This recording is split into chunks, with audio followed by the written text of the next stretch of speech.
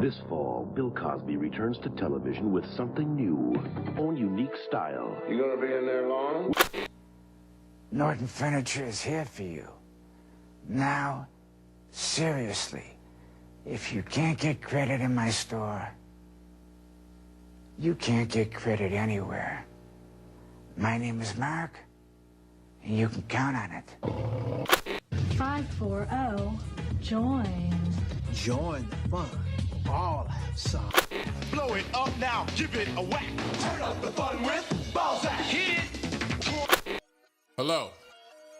I am sorry, but I must 31 interrupt this Grammy. show. Lander, you know what it is. Hey, ham solo. It's time, baby. Low. It's turn how we do. Hey.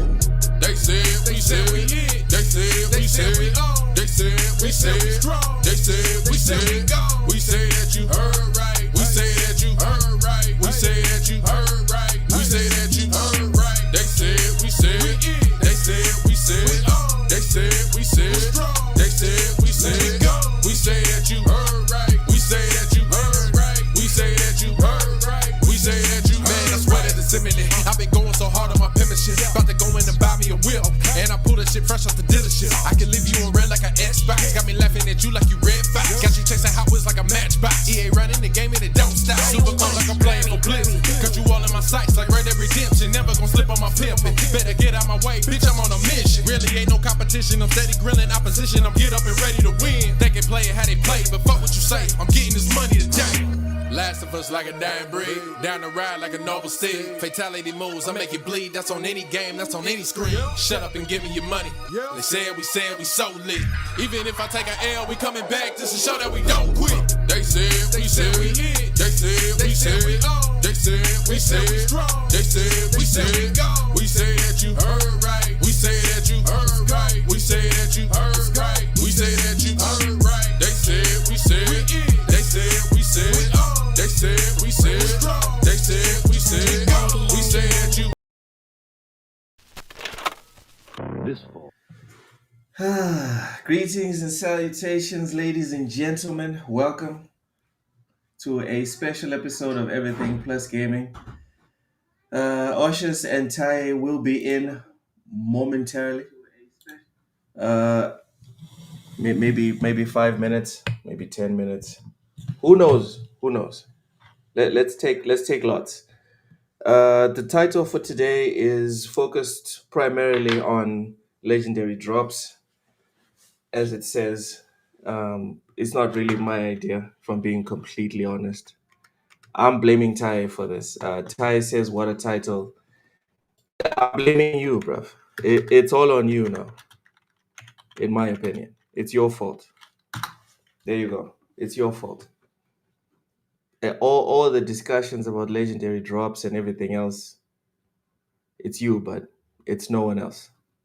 It has nothing to do with me. I'm just here to get to the bottom of it. I'm tired of hearing, oh, he's this, oh, he's that. Today we need to figure out why he is all of these things, Ty. Your word is not good enough, okay? My camera's too low. Hold on. Either my camera's too low or my forehead's too big. One of the two. It's one of the two. It's the camera. I'm blaming the camera. Let's blame the camera.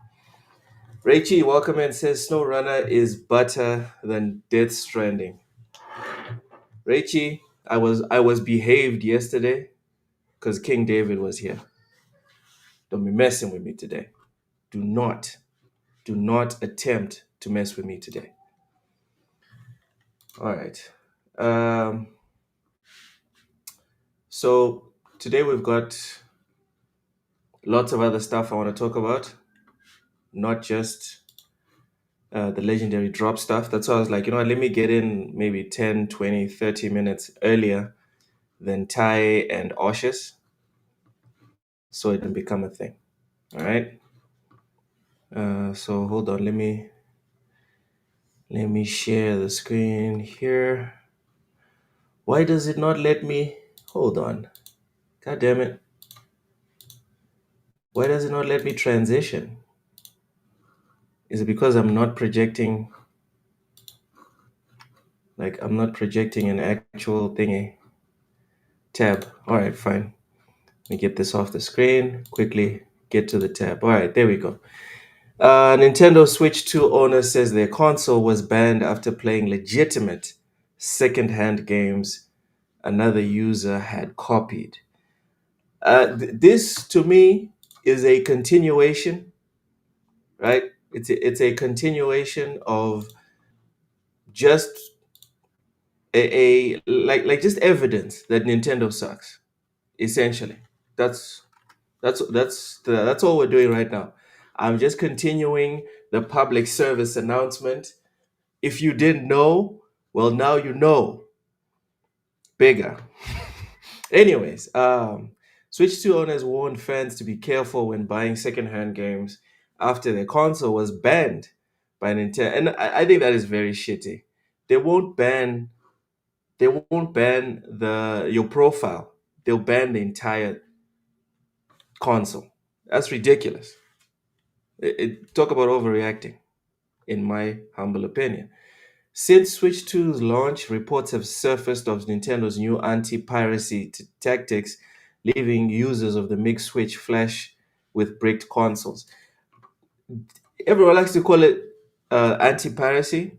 In my opinion, this is not about anti-piracy. This is about Nintendo trying to kill the second-hand market, because a lot of money exchanges hands in the second-hand market, and Nintendo is just, I think they're just done losing it. They're done.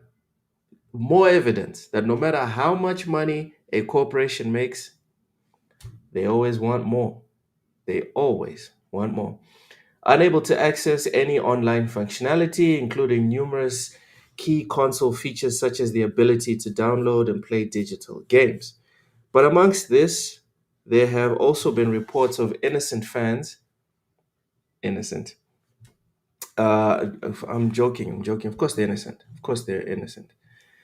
But amongst this, there have also been reports here, and these latest example of this is a user who says they received a similar console ban for playing legitimate physical games they had bought secondhand from a prior owner who had apparently cloned them.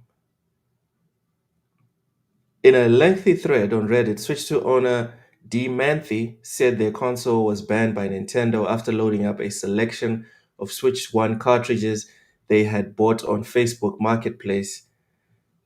Listen, I'm impressed. I'm impressed personally. I'm impressed that Facebook still exists. It's still a thing. Hats off to that, bro. But while the games were legitimate, they still triggered a console ban. Discussing the matter with Nintendo's customer support, Demanthe realized they had unwittingly played games whose cartridges had previously been cloned onto a piracy enabling device, such as a MiG Switch, whose licenses were now marked as pirated. So in this world of digital ownership, right? In this type of situation, Nintendo is essentially taking a hammer to do a screwdriver's job, right? Or to do a scalpel's job. Because if they have such a tight control, right, of the signatures of each one of these copies of the games, then all they had to do was make sure that MiG switch didn't work. That's all they had to do. But the original copy is still the original copy. You cannot ban the original copy. It makes no sense for you to ban the original copy. It's madness.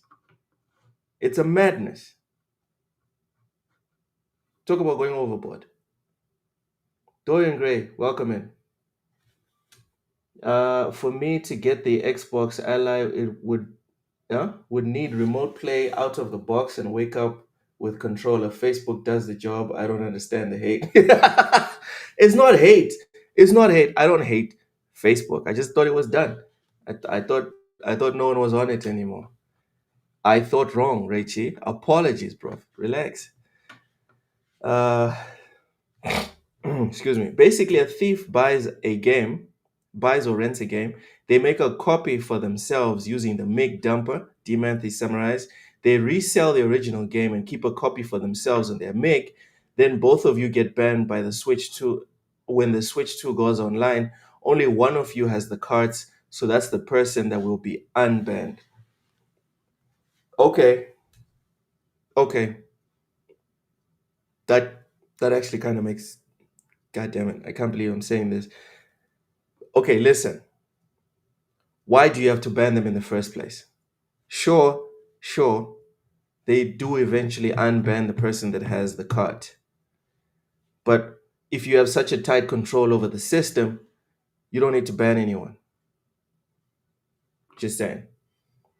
Um, accessories, galleries, I don't care. Thankfully, Demathy says that the process of talking to Nintendo was straightforward and their console was unbanned shortly after providing Nintendo a conversation of the seller behind the Facebook Marketplace listing and a verification photo that showed were in possession of the legitimate cartridges now. Seeing Nintendo act to unban the user is an interesting development after other users previously reported being told that such bans were permanent. That is an interesting change. The amount of info they had is crazy, Demanthe said of his experience chatting with Nintendo. They could see my DDWRT endpoints, the brand of my memory card. They even knew that I had an EVGA mouse and a keyboard plugged into my Switch 2.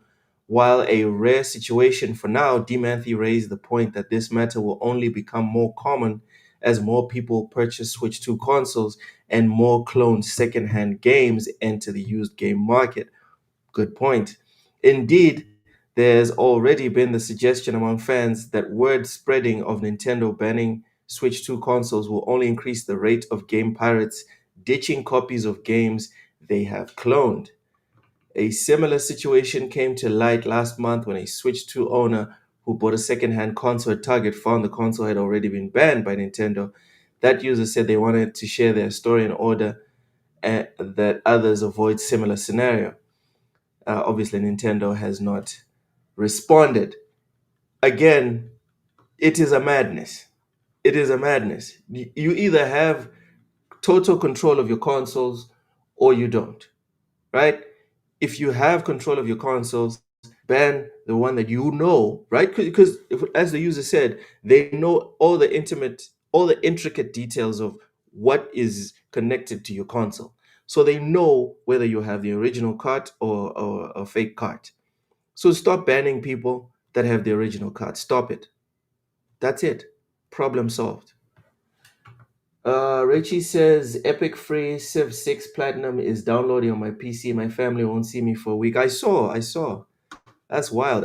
Anyone that's gaming on PC, Epic free games for this week is Civ 6, the Ultimate Edition, like with everything, all the DLC and all the fancy stuff. Go out and get it.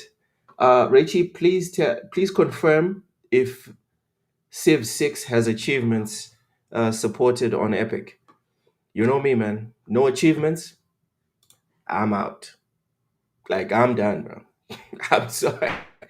I want to see my Chivos. That's what I. All right. All right. Next, we've got Nintendo is gauging player opinion on Switch 2's game key cards. Game key cards. Why am I saying cards? Cards.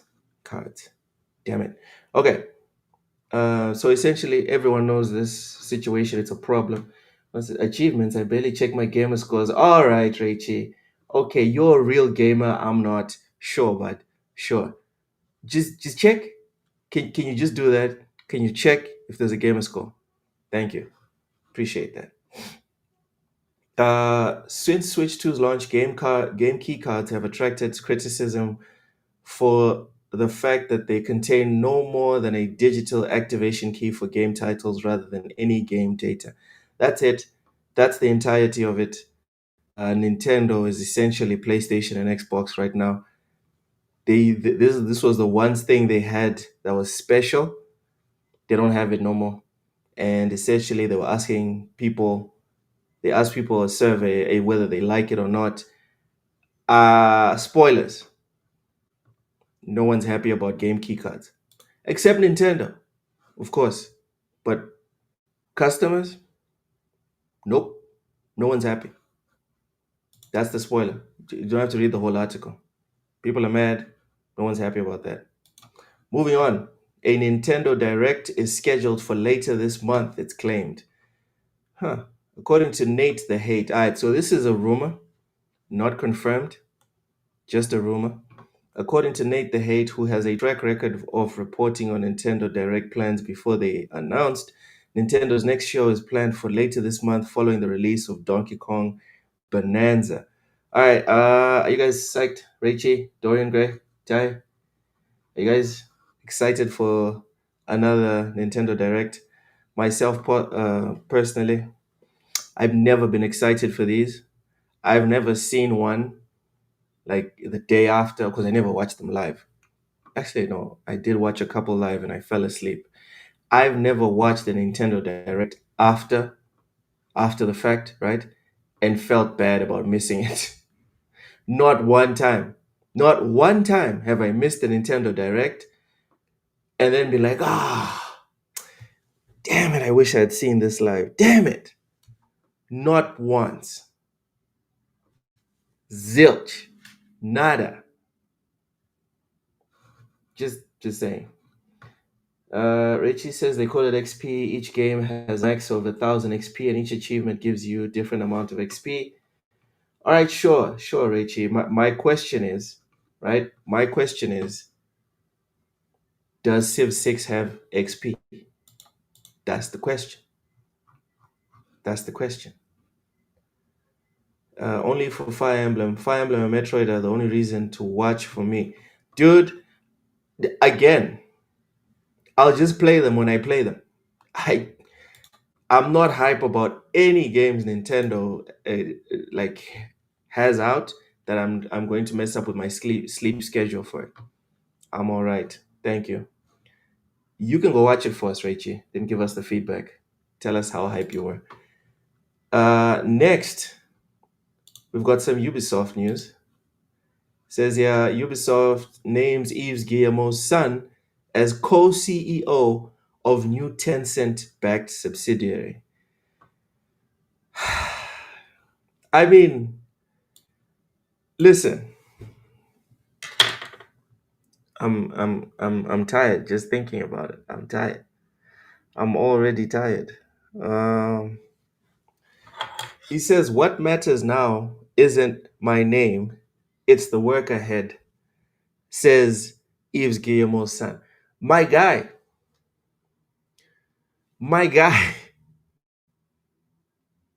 The only reason anyone knows who you are, the only reason you have this job, the only reason you matter on this planet is because of your name. So what are you talking about? Seriously. I mean, this is so disingenuous. I wish people would just be genuine about it. Be like, you know what? I know I'm here because I'm a Nepo baby, but you know what? I'm going to work my ass off and not disappoint. So try not to disappoint. To say it doesn't matter, come on, brother. Come on. Let's see what other foolishness he had to say. According to Ubisoft, Charlie and Christoph's main responsibilities will be define the strategy and vision for its brands and create the right conditions for the teams to operate at the highest level. So making sure that the sexual harassment cases are kept to a minimum, right? With complementary backgrounds, Christophe Derens and Charlie Guillemot bring strong industry expertise, deep knowledge of the Ubisoft ecosystem, and a shared culture of innovation. Charlie Guillemot responded, "I'd like to address this question directly, if I may. I completely understand where it comes from, and I want to be clear about this. Yes, I'm Eve's son. That's not something I hide from, but my appointment isn't only about family ties, it's about what Ubisoft needs at this moment." My guy, Ubisoft needs everything but the Guillemot family, in my opinion. Ubisoft needs a break from the Guillemot family. Give them to communist China if you have to. Figure something out, bro. Figure something out. But saying, "Oh, here's more Guillermos for you. This will be fine. This will be fun." I don't think so. Sons are usually their father's creations. I'm just saying, man. I'm just saying. I don't see anything changing in the medium term. Maybe I'm wrong. We'll see. Meanwhile, the fellas done rocked up. Hold up. Let me replace you guys on the screen. Hold up. Hey. All right. Here we go. Oshus and Tai, welcome in, gentlemen. Please unmute your mics. Tai, how are you? Hey, what's up? Let me just get my thumbnail up. Mm-hmm. I see you're That's what he said. talking about That's what. Ubisoft. Yeah. That's where we're at right now. That's where we're at. What about Apparently, Ubisoft? Yves Guillemot's son uh, is now a co-CEO at Ubisoft, and his first statement was,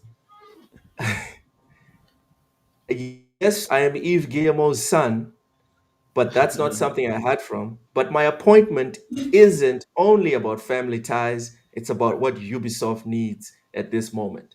I'm Oh, calling bullshit. That's what I'm calling. yeah, The only reason this speck of humanity is leading Ubisoft right now is because of the speck of humanity that gave birth to him. yeah, legit, probably.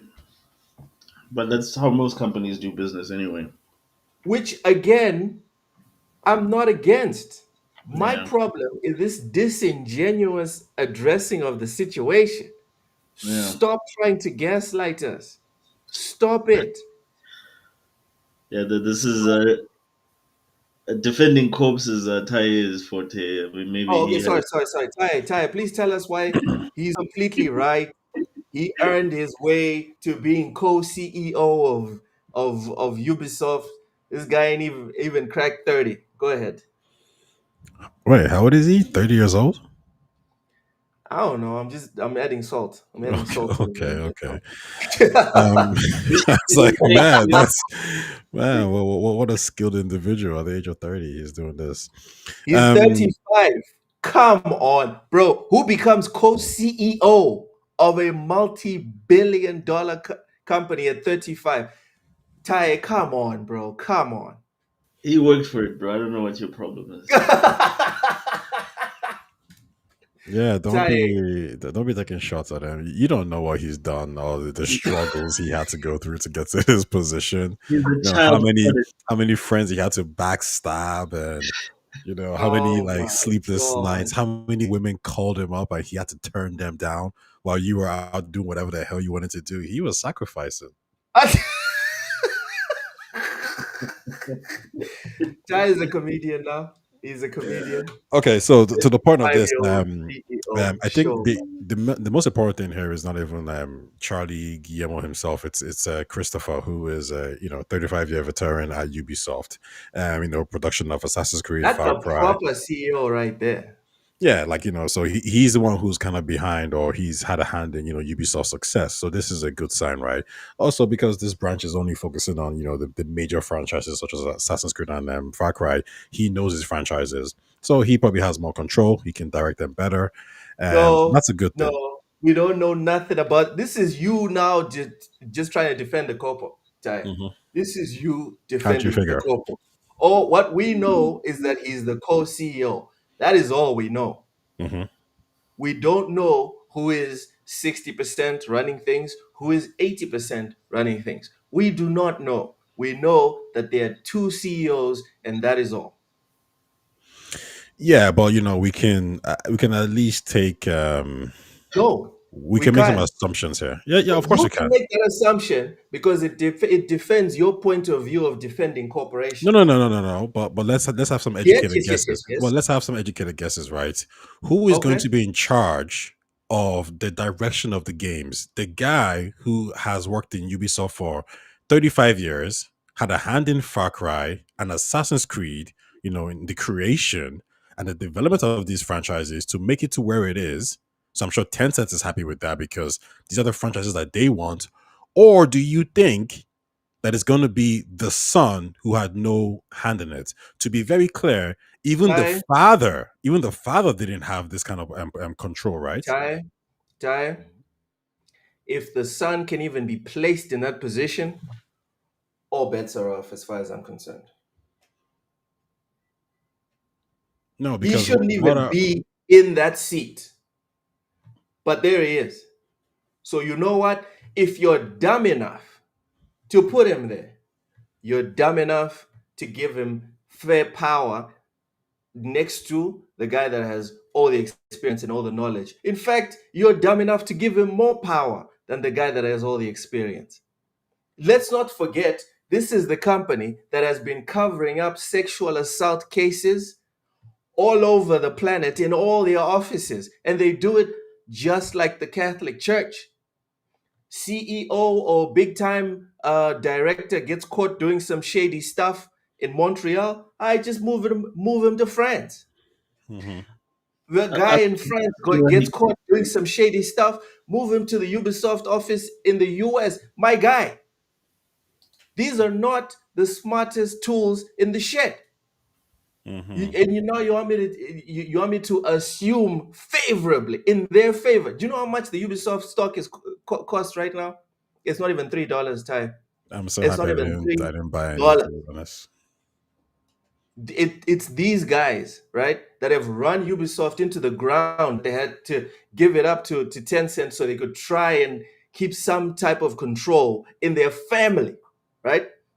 These are the people you want me to assume favorably. You know what? They will have the foresight to say, this young guy who is just related to us, let's not give him all the responsibility or half the response. Let's give him an empty title and let him learn under the industry vet. You're tired, you want to make that leap? I'm not making that leap, brother. Because again, past performance informs future results. If you've been making dumb decisions in the past, I'm not saying you can't start making good ones today. But if I'm making bets, I'm betting you're going to make another dumb decision today. Okay, but Cautious? like, but wait. Okay. Because what you've done there is you've talked What? about, hey, you don't want to give them any grace because of what they've done, and that's perfectly No, no, fine. no, I don't. But Yeah, I now I'm don't. asking you a separate question. Give me your analysis, your neutral analysis on what do you think is happening. Not what you feel about Ubisoft, but what is actually happening here. What positions do you think both CEOs, given their background and expertise, will take within the new company? Again, in my personal opinion, in my personal analysis, they've been making bad decisions all the way till now. They're going to continue to make bad decisions until they start making good ones. No, but And you I see, will that's not not my be question, though. That's hold not my on, hold question. on. I will not bet that they're making a good decision right now. Because the same way, and again, this goes back to me trying to be consistent about if it goes forward, it goes backwards. There's people, myself included, that will swear by the name of From Software. If From Software comes out as we're trying something new, we're gonna make a Monopoly game. People will be like, what? But you know what I'm gonna do? I'm still gonna give them a chance. Because it's From Software. It's like, all right. Kojima comes out and says, you know what? I'm not making a mail delivery game. Now I'm going to make a sailing game. It's like, what? Boats? All right, it's Kojima. Whatever, dude. Let's give it a shot. These guys have been messing it up again and again and again. Now they've made another decision, and you want me to sit here and be like, you know what? They probably got this one right. Hell no. No, I'm not giving them any grace. Yeah, that's a nice straw man. So I'm going to ask the question again. what position do you think, given Yeah. both characters' individual expertise, do you think they'll take within the company? I think they're going to take the position of co-CEOs, the ones Okay, that are written. okay. That's what Given it the says in no, no, that. given the experience, what positions do you? Okay, let me just say this. Let me not answer the question. So Christopher, he's the guy who's worked on Assassin's Creed, Far Cry, and all Ubisoft's major franchises. He is the game developer kind of guy, right?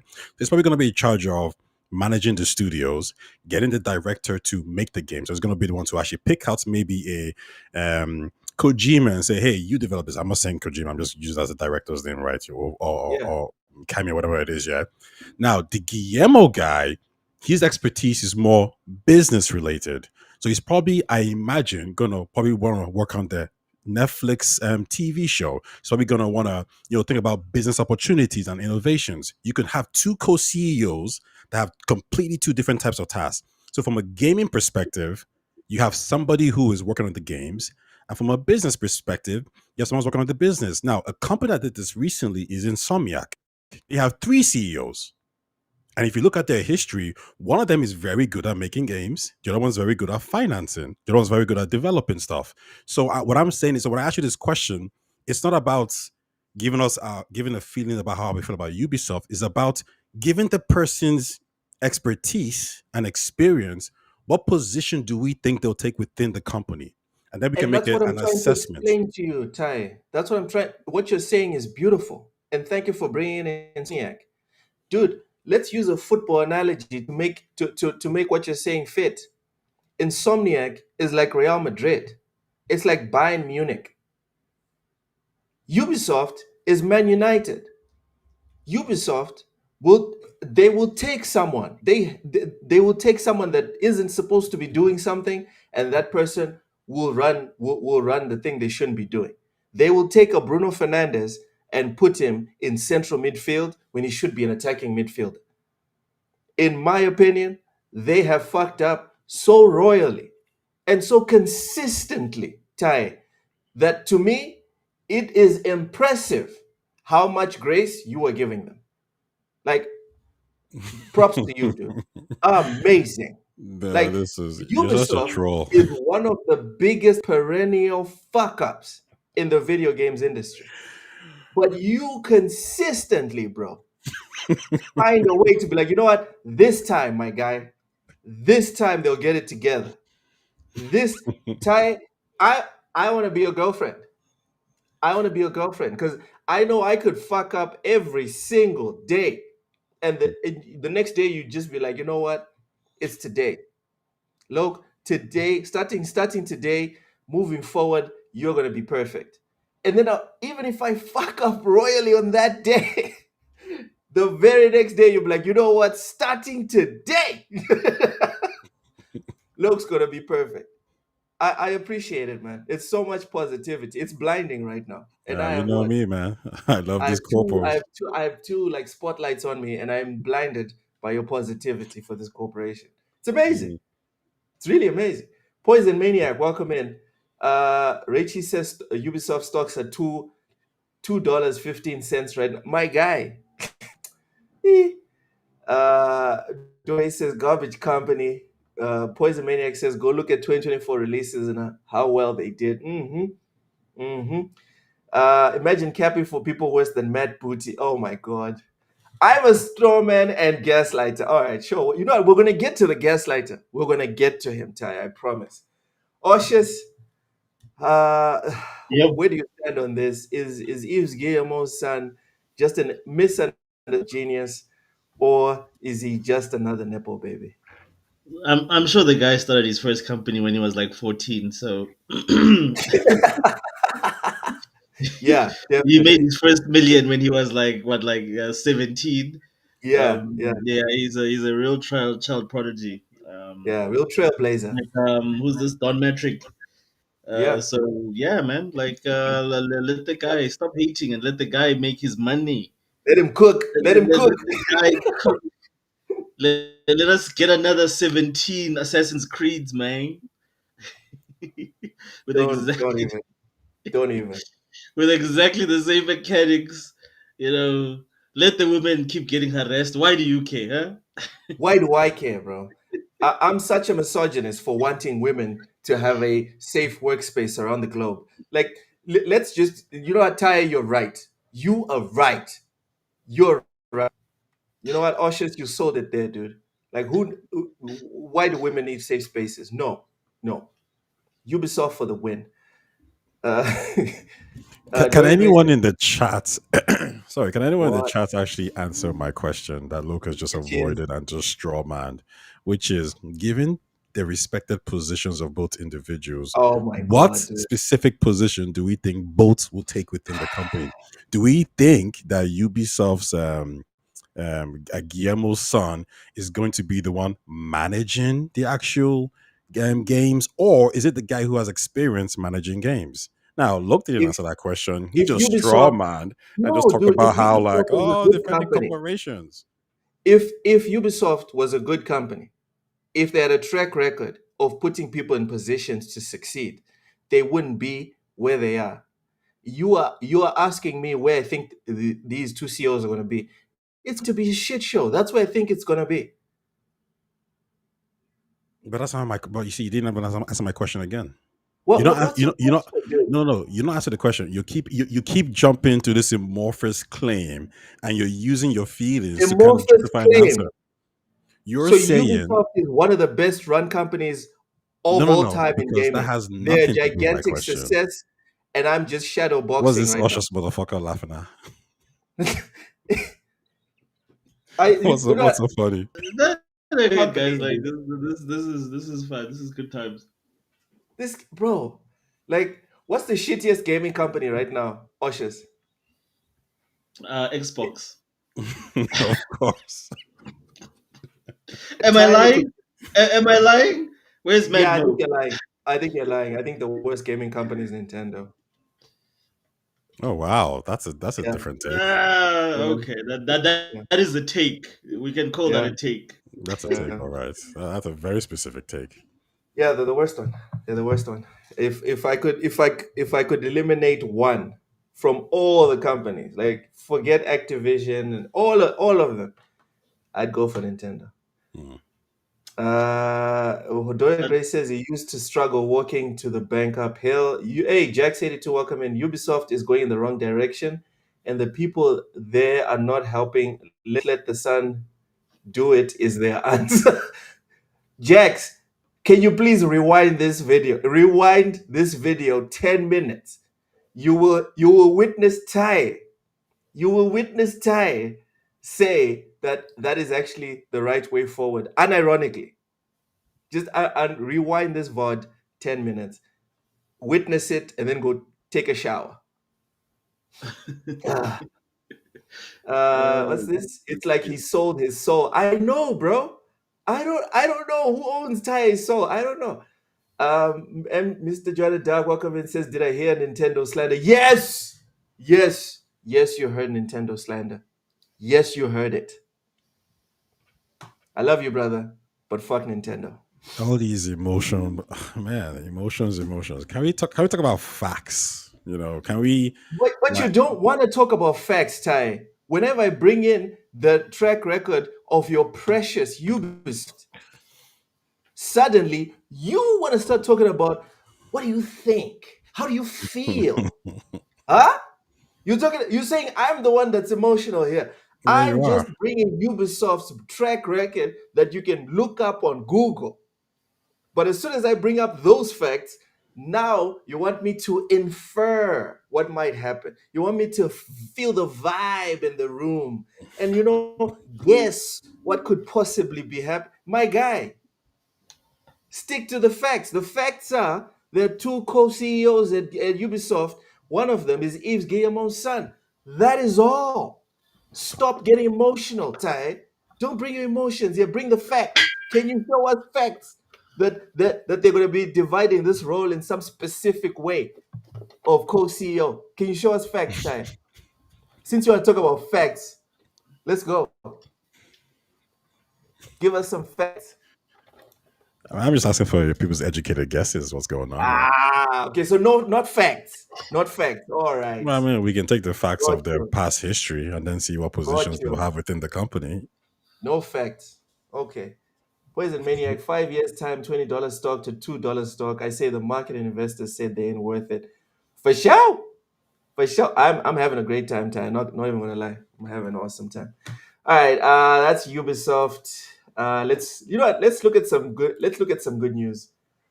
This all this nepotism it feels icky, feels dirty. Xbox Game Pass titles for July include Grounded 2, Wu Chang, Fallen Feathers, and more. It's time to trigger Arceus, ladies and gentlemen. High on Life is back on Xbox. Coming soon, sorry, is back on Game Pass. Coming soon to Game Pass is RoboCop, Rogue City to cloud, PC, and that's today actually on the 17th. My Friendly Neighbor, Back to the Dawn, Abiotic Factor, Wheel World. Ooh, Wheel World looks nice. Wu Chang Fallen Feathers, Grounded 2, Farming Simulator 25, all going to Game Pass by August 1st. Oshus, Yep. please tell us why this doesn't matter. To who though? If you own Game Pass, good for you. Like, it's a lot of games to rent. Uh, Laka, good. Enjoy. I don't see anything wrong. So wait, all these games, including Rogue City, are they going? It's not this funny. What is it like? They announced that you're able to remote play your games from your Xbox. Are all these officially going to be on Game Pass? Dude, like it says here, cloud, PC. When it says cloud, it means remote, right? Cloud, PC, It says Xbox on the Game. top. It says coming soon to Xbox Game Pass. So yeah. Oh, Yeah. okay. Wow. No, that's a decent lineup. Okay, Well, I was expecting more slander. I was but I mean, expecting like more. for me, Down. Tell us the this only is thing mid. that really, really, really that interests me, of course, is RoboCop. Ah, Wu Chang. Wu That's Chang looks definitely a win. nice. I hope it's actually good.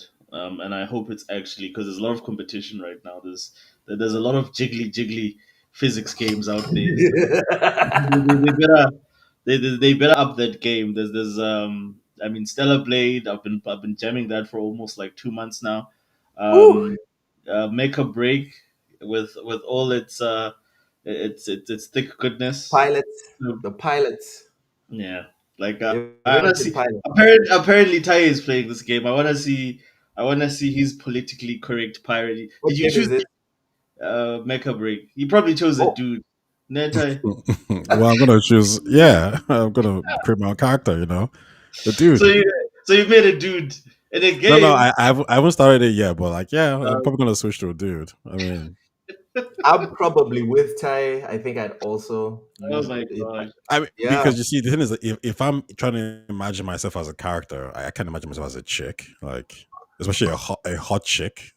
So how do you watch a movie? Like for instance, say Wonder Woman or Mhm. Tomb Raider, or how do you even play Tomb Raider or Well, it depends. If I'm playing a game and that character is the only individual character, kind of like a girls, then it doesn't really matter. But if it's like a creature character where it's like, oh, I'm creating my own individual, like to create a woman and then to give her like assets, yeah? I'm gonna be That's checking like, that out. but that's like your Oh, that's like your, isn't that like your dream waifu? Isn't that the whole no, point? no, because it's me. I wouldn't want to marry myself. Okay, but I'm just I can't believe I agree making, so I'm much just with you, making a Ty. waifu, bro. I agree Yeah, with if you're you making so yeah, if you're much. making a waifu, then yeah, that makes sense. But you see, I think it just depends how I'm gonna play the game. If I'm Yeah. looking at it like, oh, this is Yeah. me, then no, I can't make this person attractive or whatever. Like that's just Oh, weird. okay. Okay. No, I always look at it from the perspective. And again, if I was in a game world, Hmm.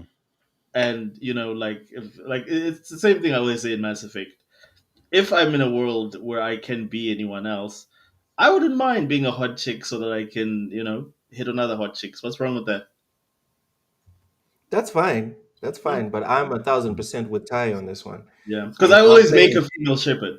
And I always romance like a Liara or who's it, trainer, who's the other females that you can I think you can we don't keep a list. We don't keep a list.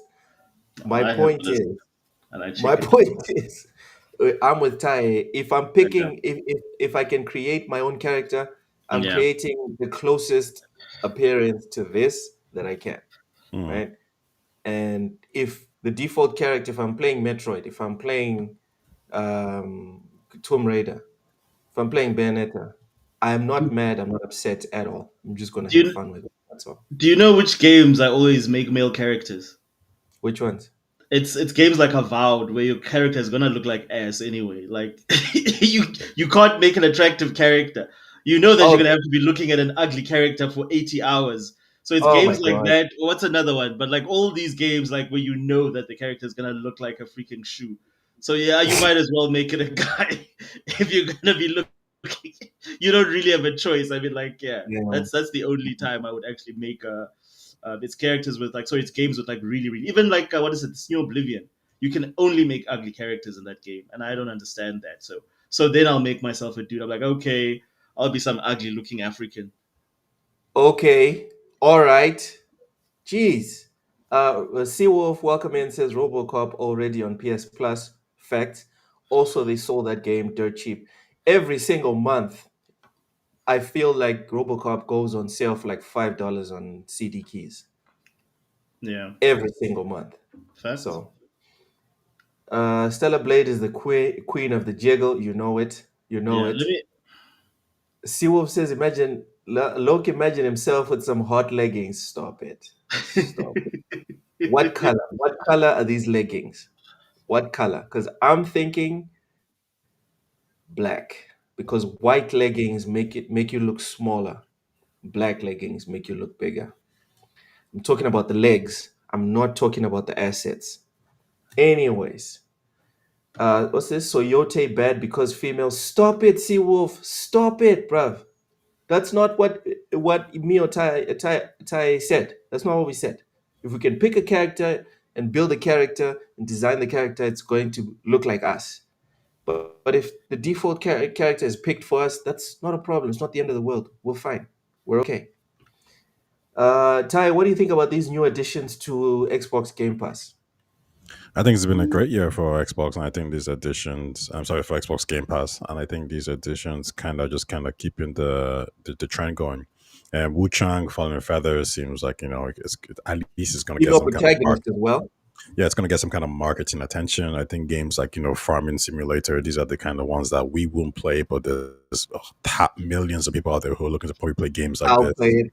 Well, you I'll play play it because your newfound job slash hobby. it. Yes, Um, sir. Yes, sir.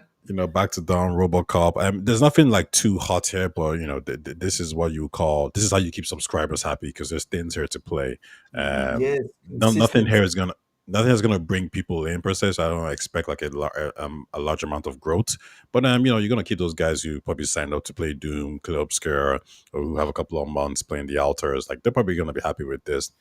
And I think yeah, I think for 2025, I expect Game Pass to have some growth, right? Because I think in 2024, maybe it was January, that I think Phil said that Game Pass has been is it growing? Sorry, cloud has been growing year over year, and the reason why I say cloud is important is because they also mentioned that most of their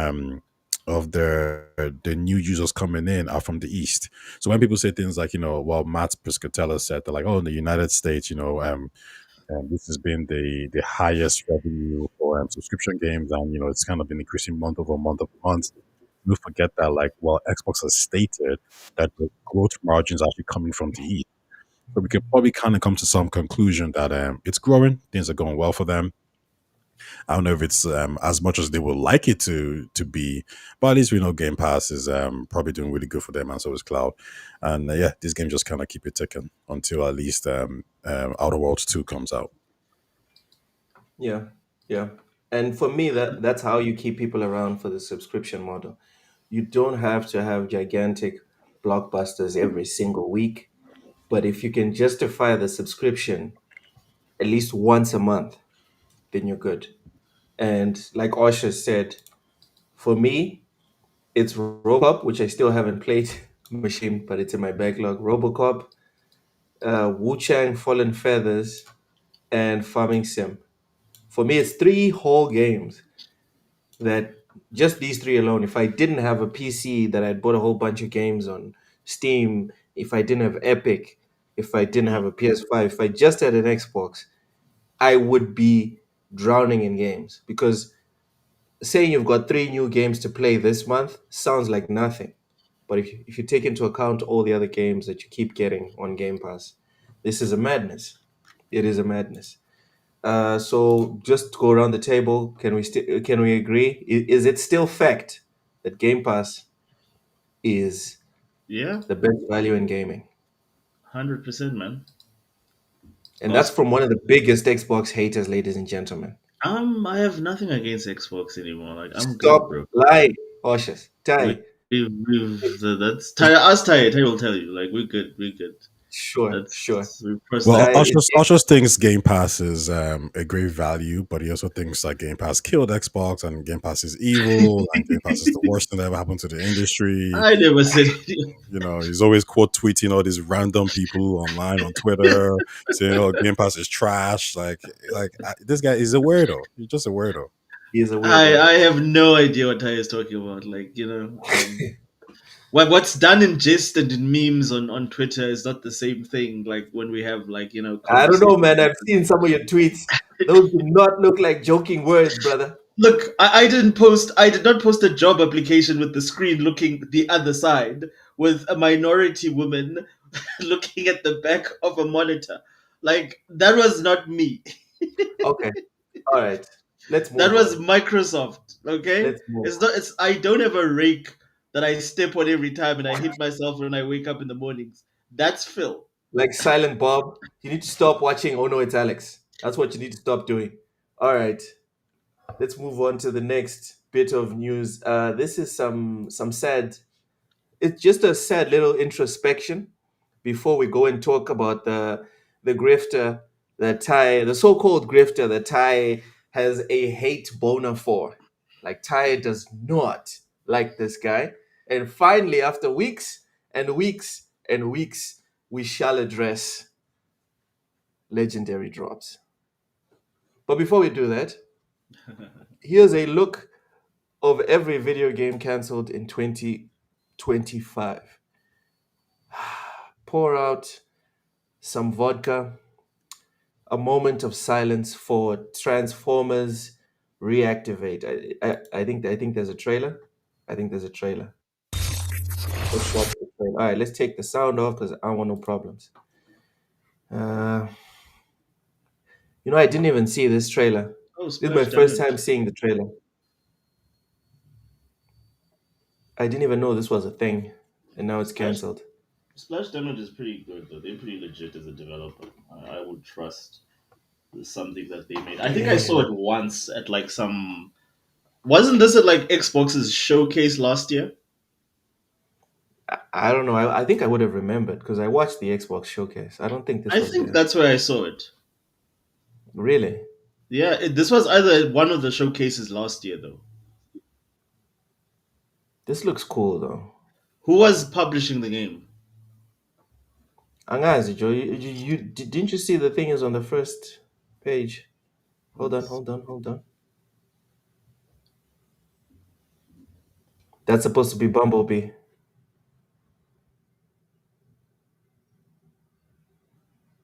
Damn.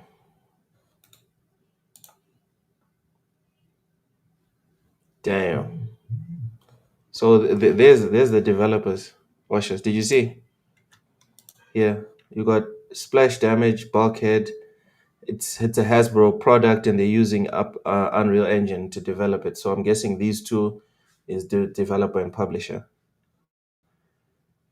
And yeah, Transformers Reactivate, gone. On January 8th, 2025, it was announced that Transformers Reactivate, an online action game. Oh, ew. I thought it was like a single player. Oh, of course. Okay, you know what? Don't don't pour the champagne or the vodka or whatever. It's fine. It's fine. This thing's dead. It's fine. In development at the Tencent owned Splash Damage was killed. A statement shared on X to provide a reason for the cancellation. Here's the quote: "This decision did not come lightly, and it is a difficult time for the studio and our people. We want to take a moment to thank the team who worked on Transformers for their dedication and passion. Reactivate was first announced at the Game Awards, not the Xbox Showcase. Remember, I didn't watch the Game Awards, so it is what it is. Um, Guys, brief thoughts on Transformers Reactivate going or disappearing? Nothing. There's nothing For about me, Splash Damage's history that makes me, let's say, particularly excited. As per usual, though, I think the more games, the better. We just let the markets kind of, suss out which one's good, which one's bad. So it sucks. It always sucks to lose a game because that game would have an audience, even if that audience is 100 players, 200, 1,000. There's somebody out there who enjoyed this and who would love the Transformers, fanboys who would have, slopped this right up. So that's unfortunate. However, I can't say I care too much because I don't really care about online games per se. But yeah, it is what it is. The industry is going through something right now. It's going through a reset where a lot of there's just too many games out there for too little people. So this will happen. Hopefully, I don't know if the devs everyone got laid off. If that happened, hopefully they get back on their feet as per usual, and hopefully everyone starts to make I don't know a new a project or whatever it is.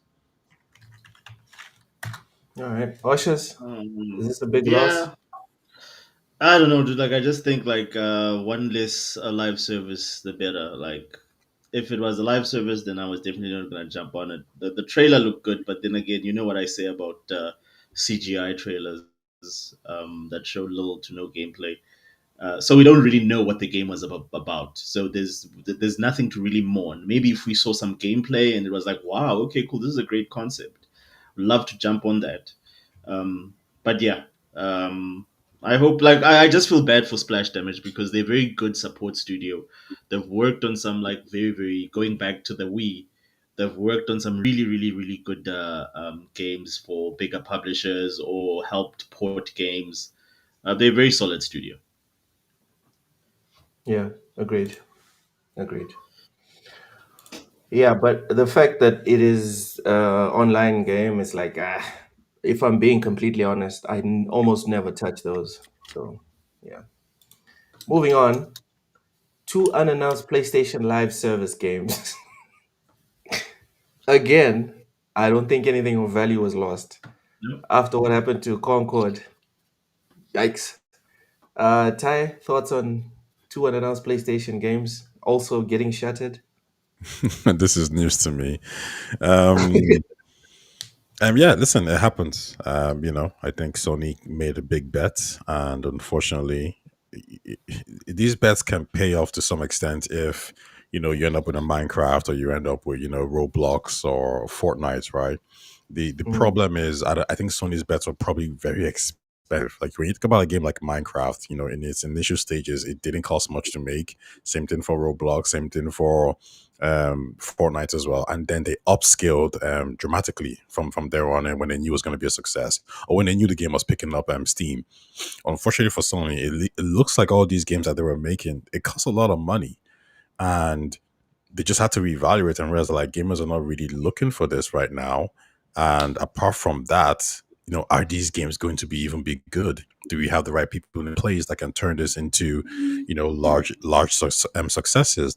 And also, more importantly, is do we have the willingness and the finance to keep supporting these games? Because it's not Mm. about just hey, here's 100 million. It's like no, it's a live service game. So I was talking to Ushers about this. I think it might be some months ago even. But we're talking about like Genshin Impact, about how like shift up, not shift up, sorry, Hoyoverse has to spend millions on a yearly basis just to maintain that game, just to keep the fan base happy. And that's why these servers get shut down, because in the initial stages you're making money, but as soon as you lose like millions or hundreds of thousands of players, well, then the game isn't worth it at that point. So Sony's probably just made calculated decisions, and those decisions have said, this isn't worth it. So it is what it is. Oshas, I know how you feel about live service, so I want you to instead answer what Dorian said in the chat. He said people love slandering live service. Sorry, you have no friends. What would No, be I'm your not sorry. response to that? I'm not sorry. it's a peaceful. It's a peaceful life. you, you know that meme about single Yeah, player it is games. a peaceful life. It It's is a a peaceful very life. peaceful life. That's all I gotta say. Oh man. Ooh, Fuzzy. I'm so sorry. I'm so sorry. Fuzzy Tomato says I actually bought my PS5 because I thought PlayStation was about to put out a bunch of good multiplayer games. LOL. God damn. That was a bad bet. That was a bad bet. Everyone, please make sure to smash the like button, share the pod out, get it out there into the algorithm. Next was Earthblade. This one's a 2D game. Y'all know how merciless I am with 2D games, unless they're Tales of Kanzerza, obviously. Nothing of value was lost as far as I'm concerned. I'm not even sorry. Goodbye. Adios, muchacho. Moving on. There's which other game? Hold on. Oh my god. Football Manager 25.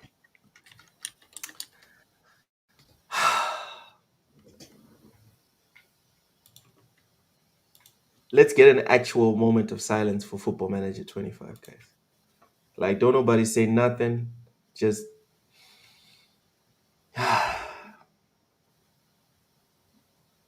terrible. Terrible news. Football Manager 25 was cancelled on February 6, 2025.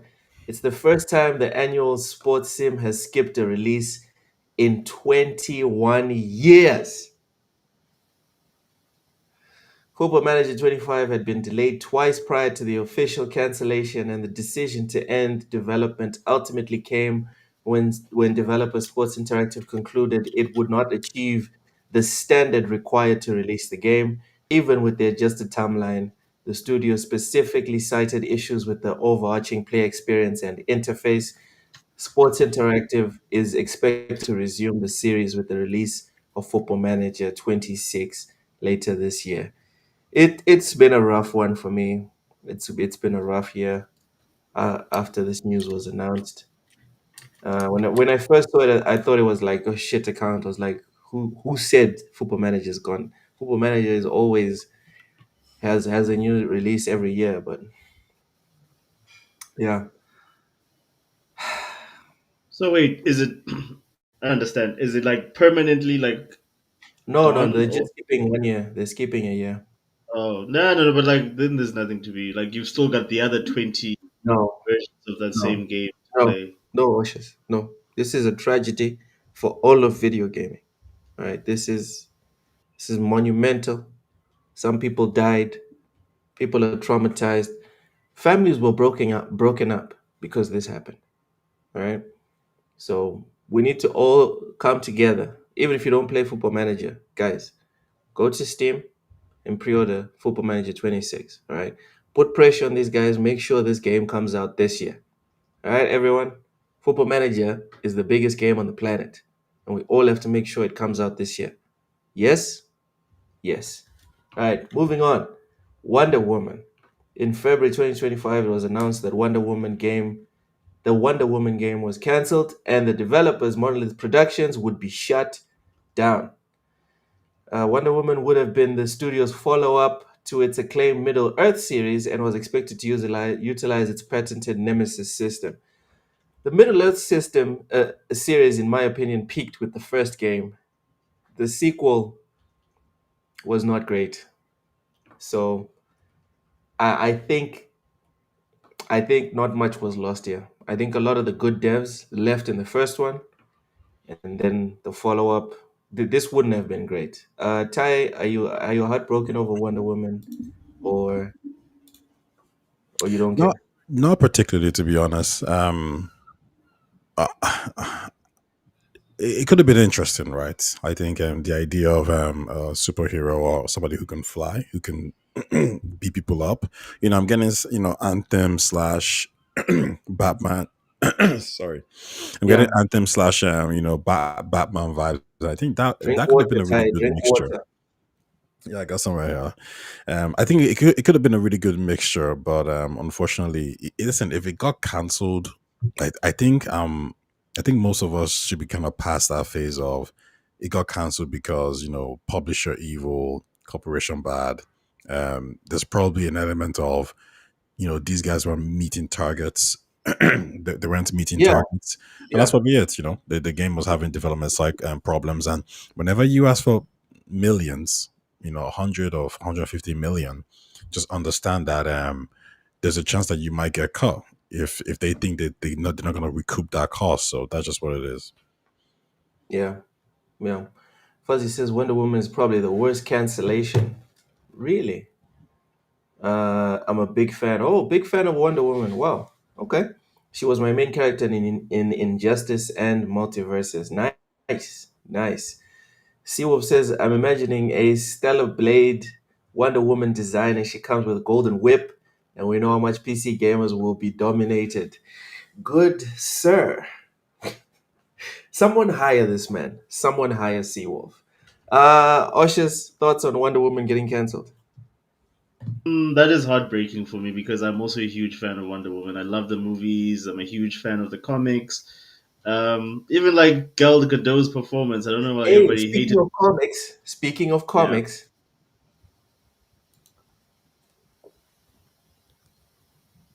can you guys see this? Batman. I think I've got something similar to that. Batman Hush. Hush, the graphic novel. Oh, dude, I'm so happy. It, It it, looks it, it was familiar. it was late in the delivery. This is one of the classics, actually. I Hmm. remember reading this when I was still what? I think I was still in SA, 2012. I think the original. I Hmm. read it online. Uh, was not a legal read, if I'm being honest. Was illegal, but I'm a fan, and finally, I got someone that was selling it in Mozambique. So there you go. I wish I could have like a wall full of comics, but it is what it is. Anyways, so sorry, Oshus, go ahead. You're saying you No, love the no, but comic. yeah, I'm a huge fan of specific comic runs of Wonder Woman, and but as a character, I think she's an awesome character.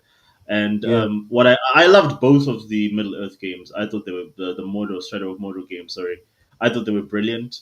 And I don't think we've really received anything similar to those sort of games. Maybe Assassin's Creed Odyssey was the closest, but and to me, if I look at it, they could take the closest. If you want to imagine what that game would have looked like, it's Cassandra from Odyssey. That is basically what that game was going to be. She's Greek. Wonder Woman is Greek. And the whole thing to me when I think about it, like it really got me excited because it actually made me go back and play Odyssey. And if you remember Odyssey, they had a similar sort of like nemesis system where you had to Hmm. go through these different assassins that were hunting you down, and they could just show up at any time. And I just wanted someone to do that with the same atmosphere that you got from those Shadow of Mordor games. Yeah, man, to me that was the biggest loss. I was really, really looking forward to that game. That was definitely gonna be my day one buy. So that sucks. To me, that's the Yeah, biggest disappointment in this list. that sucks. That sucks. It seems only Batman can get games off the ground. Superman, nothing. Wonder Woman, nothing. The big three at DC, very bad. Respawn multiplayer FPS game. This one, everyone kind of rumored that it was going to be the next Titanfall game. Oh, Mm. actually, no. Titanfall game is actually another one. Oh my god! So they were making a Titanfall game, and that was also canceled. Jeez, It's rough Electronic one. Arts, man. That is madness. You guys have anything to add on Respawn plus the Titanfall, the new Titanfall game getting canceled? I don't think it was supposed to be. Was it supposed to be a multiplayer game? No, there's a Respawn multiplayer game. Then there's the Mhm. new Titanfall game. Okay, so an actual Titanfall game was being developed and it got An cancelled. actual Titanfall game was being developed, and then they just cut it. I wonder why they did that. My guess would probably be Battlefield. They're probably focusing all their efforts on that game. So But the new that's one. crazy, though. That is No, it's not. madness. Like Titanfall. has amassed a following, a cult-like following Hmm. that I think they could surpass 10 million sales. Forget the multiplayer. I'm talking about they get the band together and then they say we're making the sequel to the previous to the previous Titanfall games campaign, and we're going to keep it moving forward. I think off of that, that's at least 10 million sales done before we even get to the microtransactions. Battlefield, they EA themselves have been saying the last few Battlefield games have been underperforming. Maybe Battlefield needs a break. No? No, no, You want no. Titanfall to go on forever? No, I like. Excuse me. I didn't know Titanfall 3 was cancelled. Like, are we sure it was a C Titanfall 2? Like, it could have Yeah, it because was announced. Dude, really. it's on the Yeah. screen, brother. Okay, do you want me to read the actual? Okay, a month later, Bloomberg reported EA had cancelled an unannounced Titanfall game as part of wider cuts to the company that impacted roughly 300 workers. Of the 300 workers employees affected by the layoffs, 100 came from Respawn Entertainment, where this Titanfall project and the aforementioned multiplayer shooter were in development. No further details about the project were reported. Titanfall is a fan favorite FPS series that's launched as a tentpole console exclusive for Microsoft Xbox in 2014.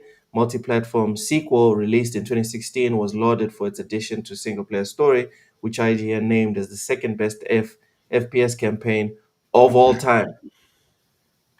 Like that campaign, Ty, people put it next to what's that one with the bombs?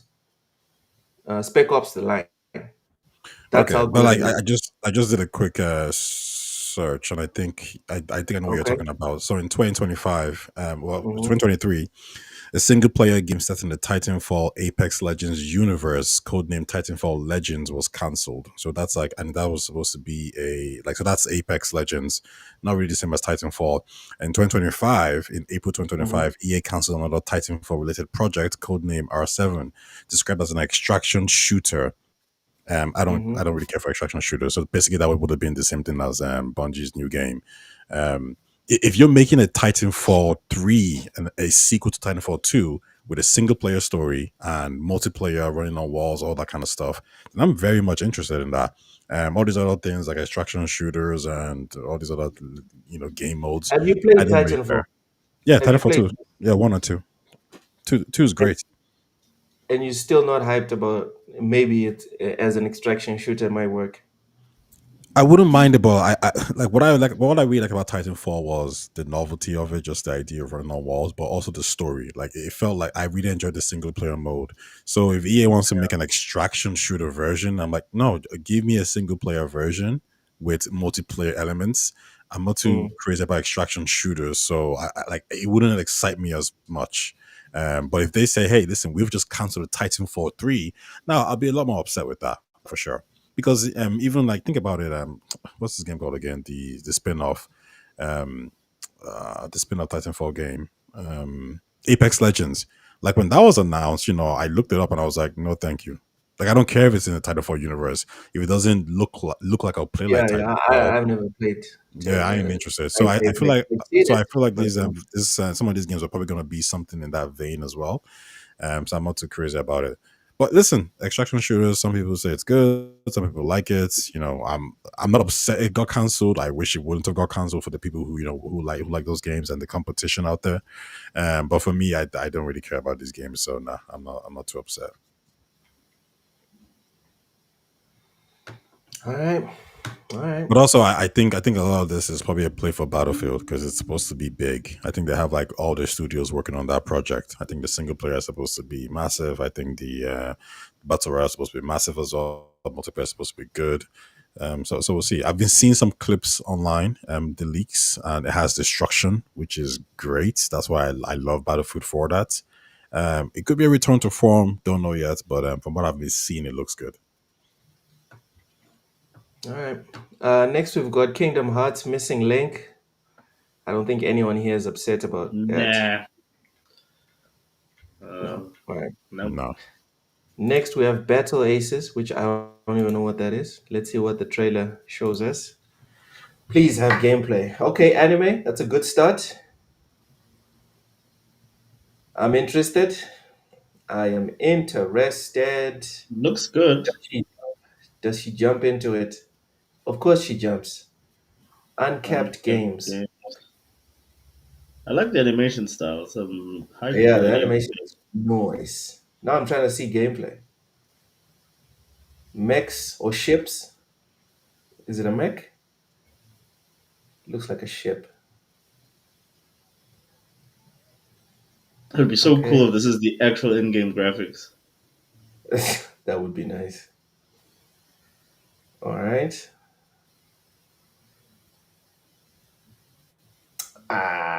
This is an RTS. Looks like some RTS stuff. No, it's not an RTS. Man. Some sort of a tank shooter. It's very similar. The tanks look very similar to Ghost in the Shell. Hmm. This looks like an RTS. All right, let's guess the genre. I say RTS. Mm-mm. Ty, what do you think this is? I'm gonna say RTS. Oshus? Wait, actually, wait, Me. hold up with that. No, I'm not gonna say. Are there many anime like do anime Japanese? Do they like RTSs? I don't think so. No. No, they don't. Yes. Okay. So I wouldn't say RTS. I'll probably just So say what then? It's like Mecha Break. a mobile It's game. it's literally A like mo- a one of these sort of Are like you shooter. serious? Just a Yeah. trailer? No. Okay, hold on. Looks like there's some gameplay here.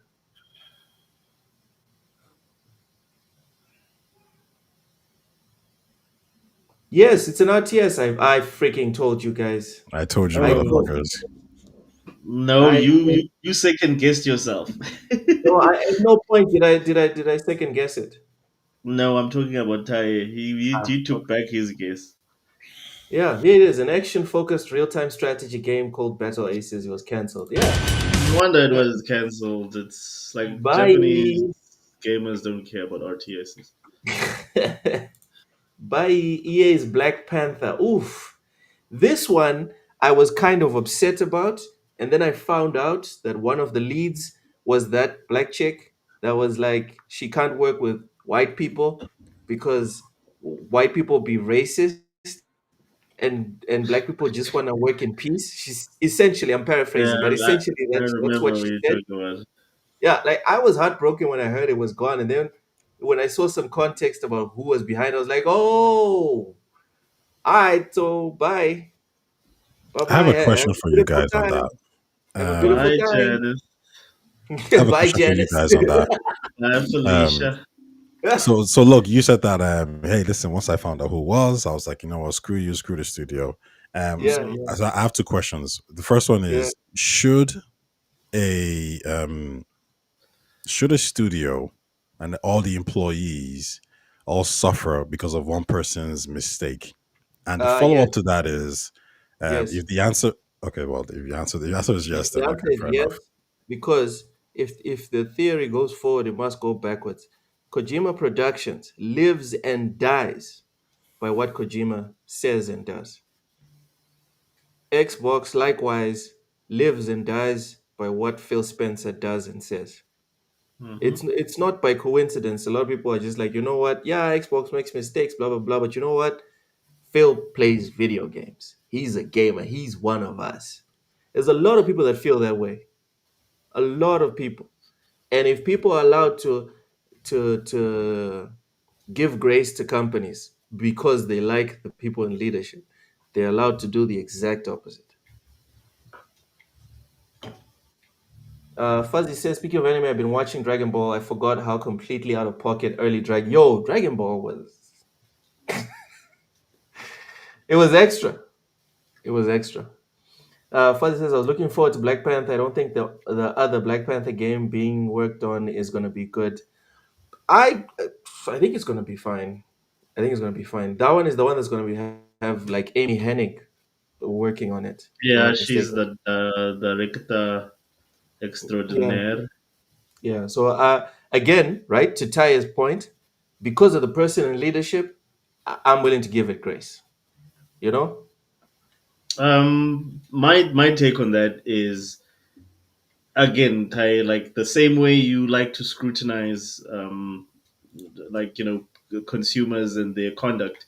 If you're a corporate and you have people like this going on social media and just spewing whatever 2 cents or whatever they think, without actually That's the considering thing. the fact that they work for multinationals with shareholders, that is highly irresponsible, and you should be well held accountable, and you deserve the consequences of those actions as the leader, of course. And she didn't. That was probably not the reason why the game got cancelled. It was probably one of many reasons. The project was probably poorly run, and I to would me that say that it's the one of the reasons. moment, Oshas, yeah, I think I would say it's one of the reasons. What you yeah, say many times reflects your character as a human being. but exactly, but it also reflects the Especially leadership that's allowing you to do that. if Like, yeah, why? Like, I mean, yeah, we get, like, the moment, like, I sign on, like when I whatever company that I've worked for in the last 5 to 10 years, like every single time when you sign your employment contract, the moment you sign, there's a clause there that says every post that you make as you, as, like, for instance, me and my name and whatever, and like that is linked to my company. If I repost that, I could be taken to a hearing. So, like, it's like you need to be responsible. You can't just say anything on behalf of the company. I can't go misrepresent the company and say, no, I work for this company and this is what I think, blah, blah, blah, blah, blah, blah. No, that is not allowed, dude. Like, you need to be responsible with stuff like that. Every company has a social media policy. They've got strict guidelines of what you're allowed to say and what you're not allowed to say. To say, under alias, you probably can get away with anything. But if you're using your real name and that name on your profile, it says works for EA, works for Ubisoft, damn. what do you expect is going to happen? But yeah, I digress. Hmm. Yeah. Okay, that's interesting, and I think it's fine. I think people can, vote with their wallets a lot. I always, I encourage that. Um, I guess an interesting thing is like, when you saw the N whatever it was for Stellar Blade, did you guys feel like, oh, somebody in that studio has decided to take the piss out of black people here? I'm canceling this game. We should all The cancel the game. end, the end for Stellar Blade. Now No, what? the hard R.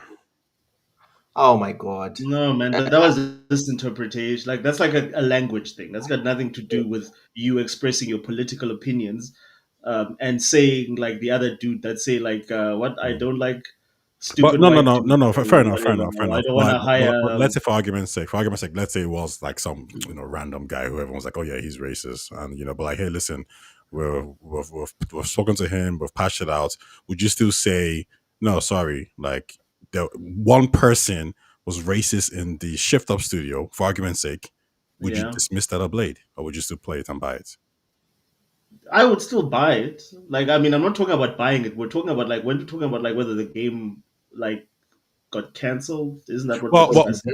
yeah, but like, well, what I mean is like, if Stellar Blade was then to like shut down for whatever reason, that's it. That it was going to be a Yeah. good game, but the developer just pulled out, the publisher pulled out. Would you have that same energy and say, "Oh yeah, good," because that guy was there was a guy who was racist in the studios, yeah, so good for them.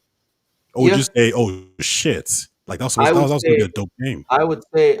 especially considering if essentially the Black Panther game was like Stellar Blade, because we're not sitting and pretending as if Stellar Blade was Black Panther, would you guys have the same energy for it? That's your question. And the answer is yeah, if there was a game that no one had seen anything about Hundred besides a percent. logo, which is Hundred what we percent. saw. We just saw a freaking logo, and then it said Black Panther, then it got canceled. If that's all Yeah. we had seen about Stellar Blade, and we had seen the dude being racist, yeah, Hmm. like Yeah. yeah, nothing of value was lost. I Okay. agree. Yeah. So, like, again, yeah, I completely agree. Like, Context, because you are it, trying it, to put this game into the position of the other one, right? So let's put it into this position with all the caveats that we currently have for this current Black Panther, Hmm. which is there was nothing shown besides a logo, and this person that is clearly a racist. That's all. Yeah, Okay. it's like somebody make like this is like for me the same thing in movies. Like if you say something or you if your actions, even if I like your IP, whatever it is, if your actions are like really, really to me are like insulting or like they're like I can tell that like you don't like me as a customer.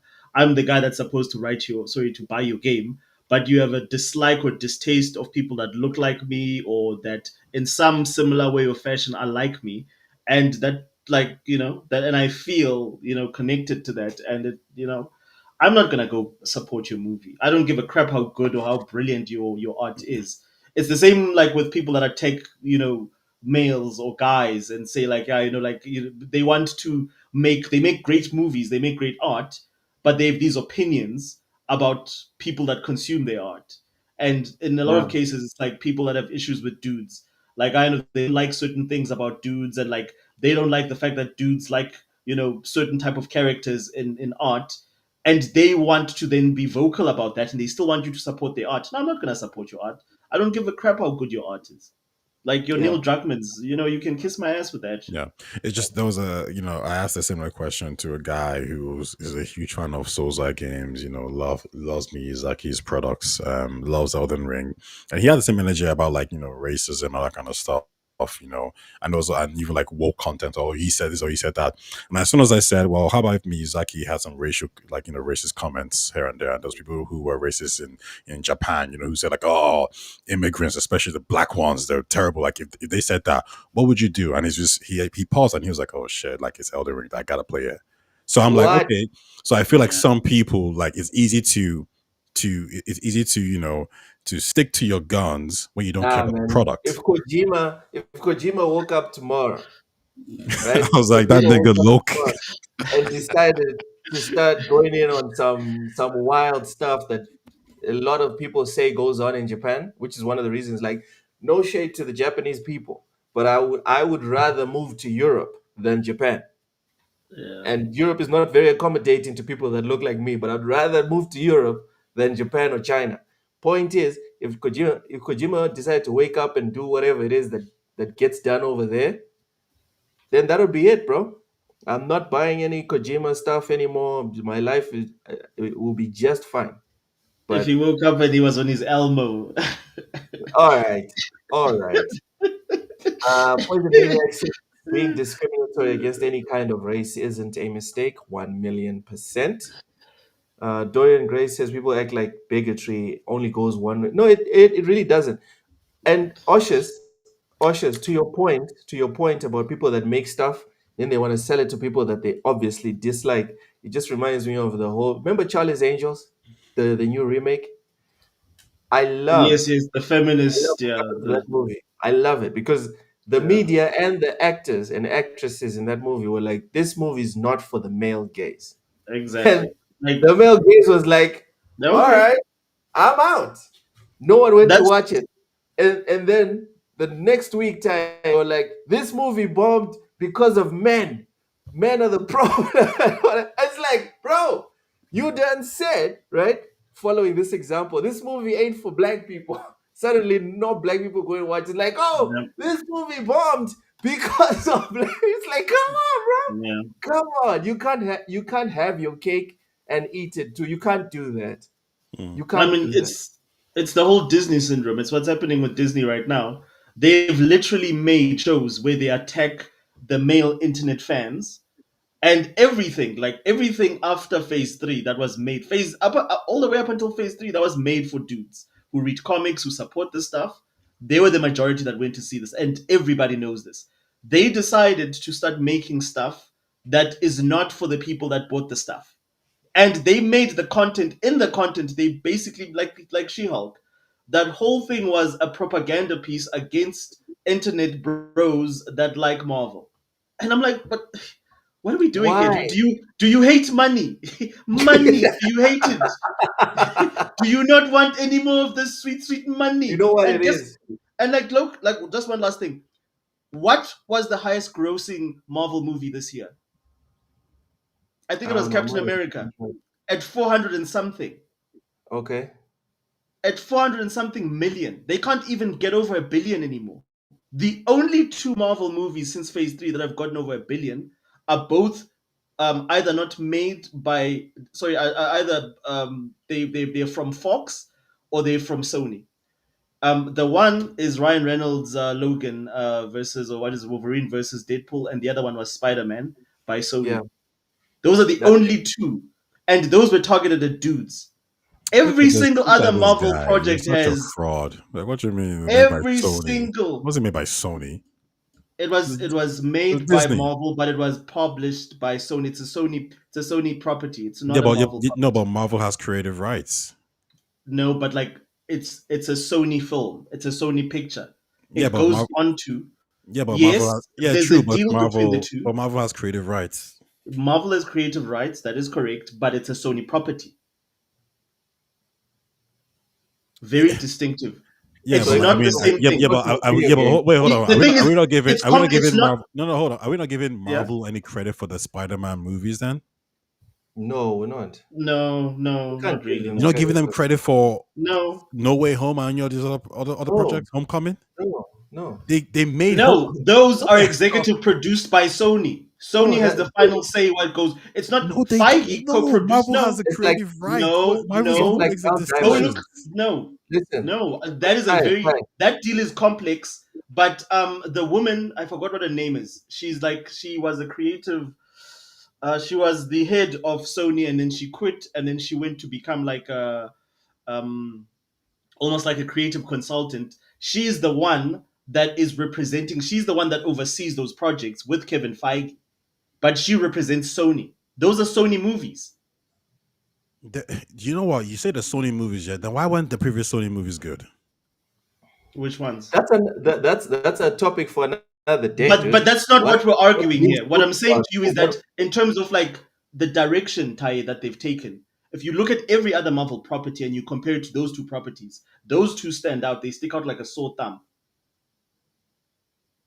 because all of right, the who they marketed it, who they we've been targeted. sidetracked. We've been But sidetracked. anyways, yeah, Let's yeah, get back that, to that the is that video is game. a different story. Legendary Yobi says that I talked with CEOs of the company I work for, and they said to me, as long as your real name doesn't link us online, you can say whatever you want. So that Yeah. again agrees with you, Oshus, Yep. which is it's fine as long as your real name doesn't go there. What's this? Assassin's Creed TV series has been green. Ooh, nice. I hope they do it justice. I hope it's doing. I hope they do justice to the Assassin's Creed TV show. Ty. Oh, sorry. Yobi, you said you want me to check my DMs. Here we Yeah, go. Dorian's great. You're right. Yeah, it's Amy Pascal.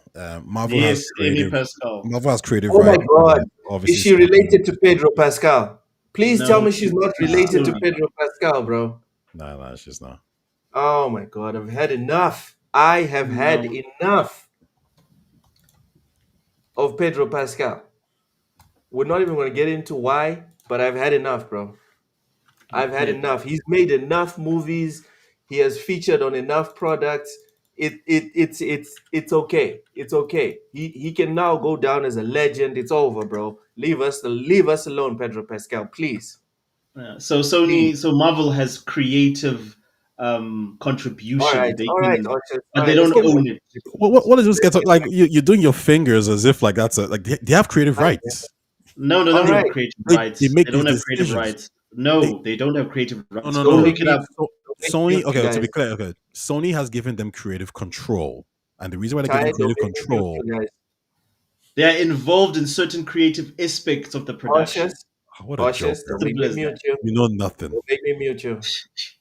Don't make me do it, boys. Please. Wanka. All right. All right. Uh, we're gonna get to the Assassin's Creed thing after. Next game is Hytale. A Minecraft-inspired sandbox game was cancelled in June 2025 alongside the closure of the developer Hypixel Studios. That sucks. This looks like it would have been fun-ish. Next is Perfect Dark. Yikes. This one was controversial because we got to see some gameplay that people later on said wasn't actually real gameplay and that we got scammed by Microsoft. Uh, Ty, did you care at all about Perfect Dark when you saw the gameplay, or are you even relieved that this happened? I think, yeah, I cared. I cared enough because I think it looked interesting. You know, it had a kind of Splinter Cell action adventure kind of vibe.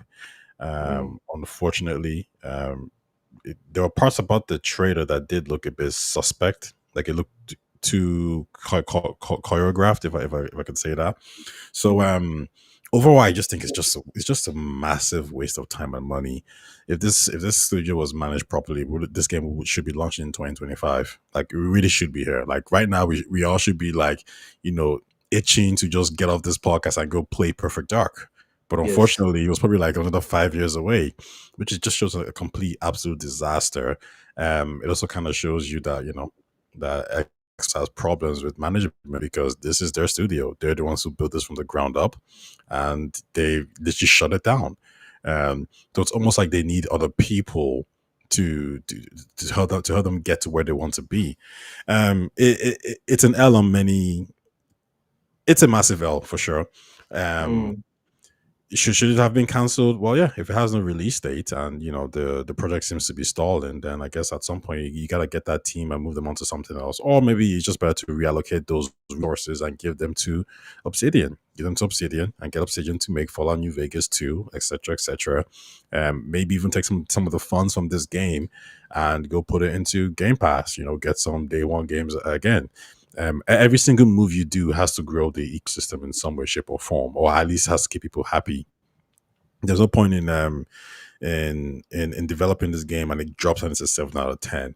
I think what they actually what would have been interesting though if they took Perfect Dark and they had given it to IO Interactive, the guys who are making James Bond and Hitman. I think they could have done something special with this, but yes. unfortunately, no, they didn't. Even if you're giving Perfect Dark to Edios Montreal, the guys who made Deus Ex, I think that would have been a perfect fit for this game, right? Because it would have been an Yeah. RPG game. It would have had the same Deus Ex vibe. You could kind of like throw in that cyberpunk vibe as well of making the game quite Mhm. sexy. There's so much you could have done here, but they decided to build a studio and they just flopped. That's it. There's no way to say it. Like they flopped big time. So yeah. They flop. Yeah. Um, Yeah. yeah. There's no need to sugarcoat it. Oshus, I know you are jonesing to take a dump on Xbox for this one. Make it brief, Nah, please. no, not at all. I'm a huge Perfect Dark fan. I own, I think, all the existing games. I've got Zero and I've got the remaster, and they're both brilliant. And I'm a huge fan of the character as well. So I really was looking forward to this when it was first announced back in 2017, 2018. I really thought this would be one of those games that would prove Microsoft's commitment to gaming, and to their the people that actually support their hardware, that support their first party games. And they proved that by canceling some that's not an important segment of their market. So it is what it is, man. All right, let's move on. Let's move on. Next, oh my God, Everwell, some more Xbox. Listen. Copy paste what you guys said before. All Yeah, right. yeah, exactly. Agreed. Uh, ZeniMax Online. You know what? Copy Copy paste that paste. as well. Yeah, Copy paste This that one is as a well. little bit different. I think. Okay. All right. I for think me, copy paste. out of all the games that were cancelled, this one's end result probably had the most unique prospects in the sense that when you look at the game and what they were doing, it was a kind of latitude looter shooter. Not happy about that, but it seemed to have an interesting story. So they were looking to create something sci-fi specific, which I'm always going to be a big fan of. I think the problem is they only started going into like full scale development recently, and the game was going to be projected to take another 3 to 4 years. New developments did come out that they were building a new engine, so that's one of the reasons why the game was a long time in development.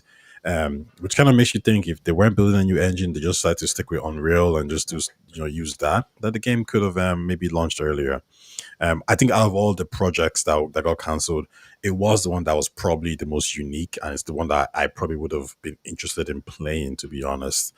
It seems the feedback that most people have, who know people who work in that studio was like, we had something here, and if we're given more time and resources, we could have, made something special. Maybe it would have been an 8 out of 10 game, but keep in mind it's a live service game, and the studio behind it, ZeniMax Online, they have a proven track record of making good online games with Elder Scrolls online. So even if the game didn't launch in an amazing state, I think it would have got there eventually.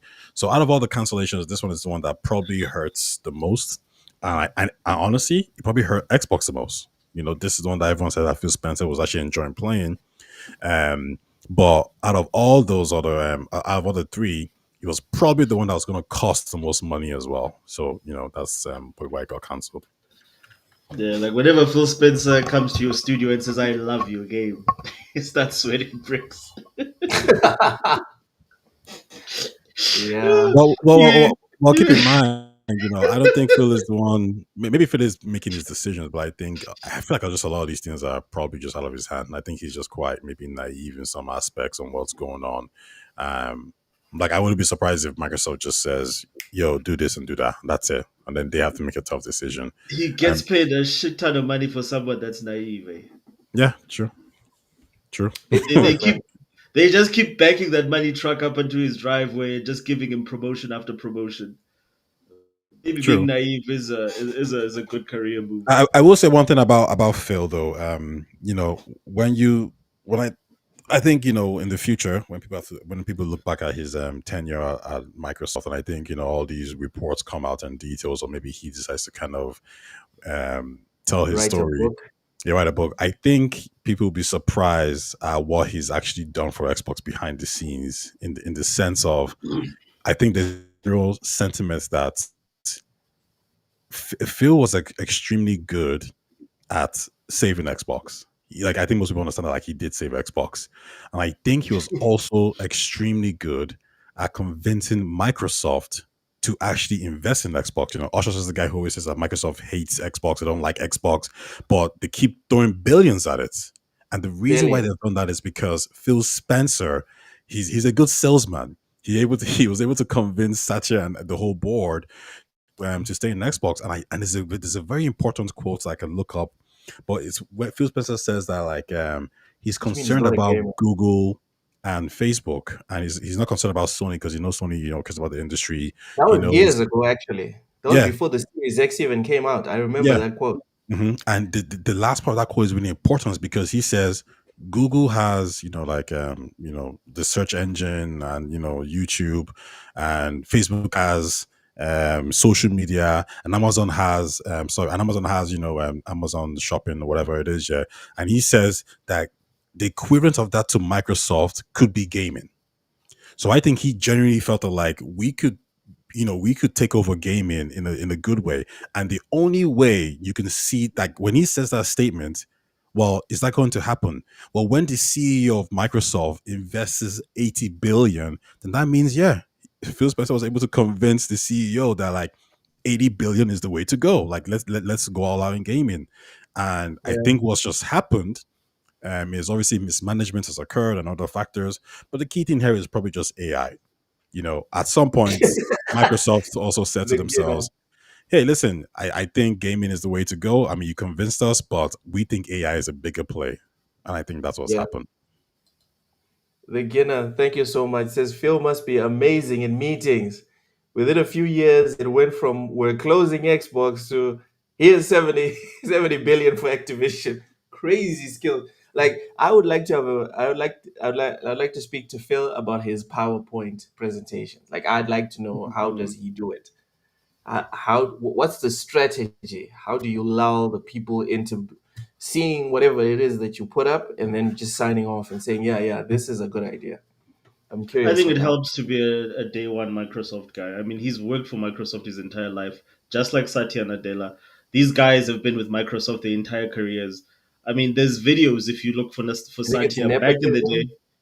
No, I just think it's they like the brain trust within Microsoft, or the guys that call the shots trust them because They they trust raised these people. They grew up with the company. After college, they started working at Microsoft.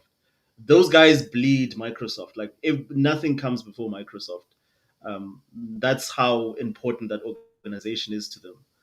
And that's why they got given like the rights to the kingdom or the keys to the kingdom. And I'm talking about Phil and Satya, because Satya was like a middle, like the last time I remember, like when he was young, like back in the Windows 95 days, he was selling Excel. He was the Excel manager, like marketing manager for Excel, and now he's the CEO of Microsoft. I And mean, Excel is one of the most used apps yeah. in almost every office on the planet. So he must have done something right. Mm-mm. All right. Next. Jeez, this is a lot of games that got canceled, bro. Okay. Last ones is two games from Dying Light developer Techland. I didn't even know this was a thing, but I'm struggling to care. What about you Yeah, guys? I'm good. All Yeah, right, I'm good let's as get well. into legendary drops. Let's do this. LG. LG. Sorry, guys. Well, I'm sorry. I'm sorry for having, pulled y'all's finger or wasted y'all's time for so long trying to trying to get rid of the preamble, but we needed to do that. Now we can finally focus on Mr. Legendary Drops himself. So Ty has a problem with this guy. Sunrash, welcome in. Dorian Gray says he loves Techland. Sorry, bruv. Sorry. Ty has a problem with this guy. And for weeks we've been saying we need to get into the specifics of why he hates him. So instead of picking a video that is convenient to Ty, to myself, or to anyone else, we agreed we're just going to take the latest video that he's made on the week that we do dissect. Hmm. Because according to Ty, he always does the same shit in every single video. So here we are with the latest video from Legendary Drops titled We Need to Talk. So here we go. Once. Not a single time have I taken a moment just to take a step back and look at everything that's happened, look at the channel, look at the community, look at what I'm doing right now or what I've done in the past. And it's just the nature of the beast. It's all gas, no brakes. You don't really think about it because you can't think about it. You just got to keep the content flowing. And I like to work, admittedly, to a very unhealthy level. And I love what I do. And on top of that, I have an audience that's out there that, well, they rely on the videos. All right, Ty, I'm gonna need you to stop, but tell me to stop, right? Tell me to stop whenever a red flag comes by. Oshis, let's Hmm. just enjoy the video and let's I'm see if Ty enjoying the finds video, a red bro. flag. Here we go. I've I just used to got be one of the popcorn. people that I use YouTube to make my day go by faster, and I realize that I've become that for some other folks, and I feel responsible for that. Beyond that, I also like making money. More on that later.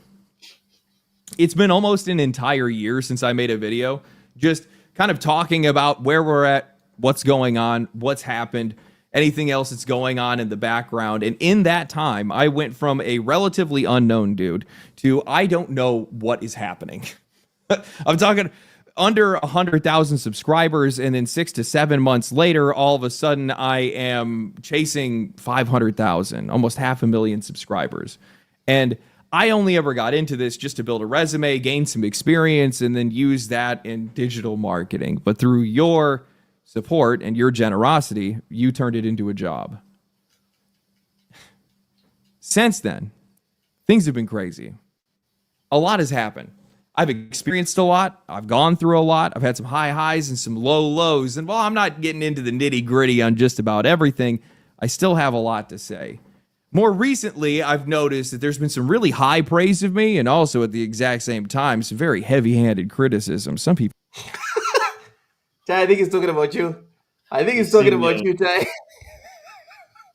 This Even man going after knows my of character. I appreciate all of it because I look at anything, regardless of what anybody says, as an opportunity for growth. So I think that it's time to talk. I have a lot to get off my chest. So I want to recap because the scale at which how my life and this channel has changed is kind of insane. Almost 2 years ago, I just started making videos because I was bored, stuck traveling for work thousands of miles away from my friends and family, and I just wanted to finally put my business management degree, something that I got zero value from working in construction, to use. And I figured that I could stretch that muscle a bit and use it to analyze, celebrate, and criticize my favorite hobby, video games. Now, some of you guys already know this, but I was an Asmongold viewer, and I remember there was this arc where content creators were talking about how hard their jobs are, and even going as far as devaluing physical labor, the trades, craftsmen, and service workers, some of the most detached from... Hi, Ty, you there? Yeah, man. Quick question. Just checking the temperature in the room. Just checking the temperature in the room. Streaming is not harder than manual labor jobs. True or false? It's not harder now. Cautious. True or false? Yo, nah, true. All right. It's not harder. reality No, like, I shit mean, that I had ever seen. it's relative. It's very relative. Like anything. Like it's only as hard depending on how the quality of the work that you're doing, as well as what are you doing it for? Are you doing it for fun, or are you doing it as a job? Yeah, I think something else that's important is it's like, if you're an accountant and you love doing accountancy, it could be the it could be the equivalent amount of enjoyment that streamers Yeah. get it, right? So it's just one of those Yeah. things. I think most people though don't like. There's some streamers or some YouTubers, for example, who've had like 80K, 100K, and they've quit, and they've said, "I quit because I grew up playing Minecraft. I started to stream Minecraft. Now I hate Minecraft. I just don't care about. Like I'm an adult now. I want to play, The Last of Us. I want to play Ghosts of Yote. Unfortunately, my audience doesn't want that. So when I drop a video on something that's not related, they don't watch it and it flops. So I have two choices: keep doing what I hate, aka making Minecraft videos, or quit. And some of them just quit. I agree. Also, it's quite relative. It just depends on what you're into. I think it's not relative. I think it's a madness to say that streaming is harder than like Your typical 9 to 5. all offense intended. Right? I'm not going to say no offense, all of it. I'm pouring all of it. Streaming is not harder than a typical 9 to 5. I don't care if you're working in the office. I don't care if you're working in construction. I don't care if you're a driver.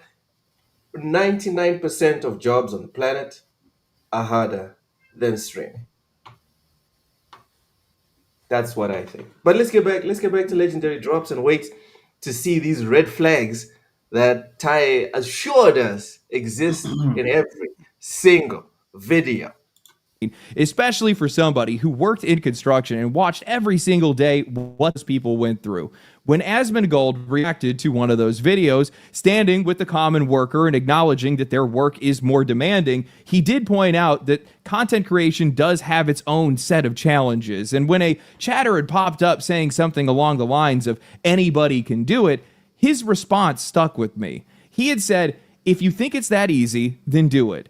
That's what I thought, and that's what I did. I thought I could do better than other people I saw online, so I did it.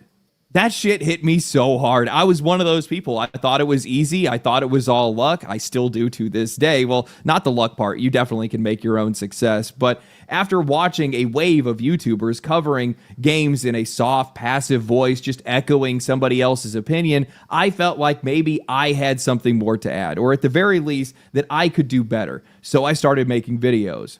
The irony is, if you guys actually go back and watch my early stuff, I was just as soft, if not softer. I think it's just the pressure of social media or not knowing what the hell you're doing. I didn't want anybody to dislike me. I only ever worked in service jobs, restaurant, sales, construction. So I didn't even know who would even see these videos or if they'd even want to watch them in the first place. And I only ever talked about what I liked and not what I didn't. I was overly positive, sometimes mentioning other people's concerns, but burying them in layers of optimism.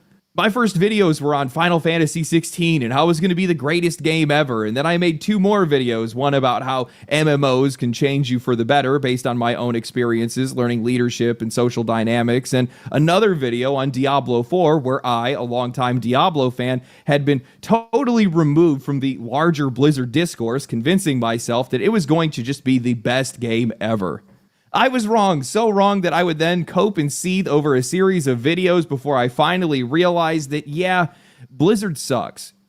Then something really special happened. The release and backlash of Baldur's 3, a game that I had played in early access, ported from the jump, and already knew there was going to be something special, but what caught me off guard wasn't the game itself, it was the reaction to it. Major AAA studios, developers, and even journalists framing it as an unfair standard, saying that it set expectations that others simply could not meet. It was in that moment, and through a series of videos that I made responding to it, that I realized just how broken and out of touch the leadership in Western AAA really is. Their words, their games, their excuses. I started viewing all of it so much more critically, and in that mix of disgust and frustration, I stopped trying to say what I thought people wanted to hear, and I just said what I believed.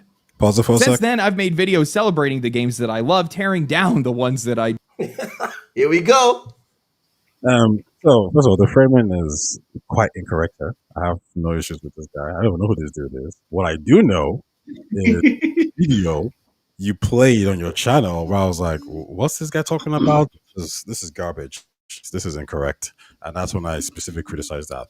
Now, so if we're going to critique this specific video, I mean, it's probably not the best video, to be honest, because he's just kind of talking about his up on comments, which is pretty good. It sounds great. You know, he saw something on YouTube and, you know, from Asmo Go, and then he decided to push that. And he's done really well for himself. So that's great. There's nothing to really criticize here apart from, like, in this statement right here, he says that, like, you know, the guy who says that don't have the same expectations as Baldur's Gate 3 because it's not easy to do, like, already without even knowing exactly what he said. So, like, I'm not really criticizing him, but I do know this conversation I've had with people. And the point that I would say here is that, yeah, Baldur's Gate 3 had a lot of finance from, you know, different developers. Sorry, from Tencent, and, you know, they had, I think, was it seven studios in studios in 7 different countries, and they had a high budget and they had 7 years development time. Not many studios can have that luxury.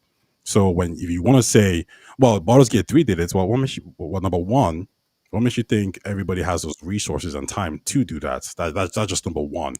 Number two, Larian is a very well-run studio in the sense that they have the right creatives, they have the right project managers, they have the right people within that studio.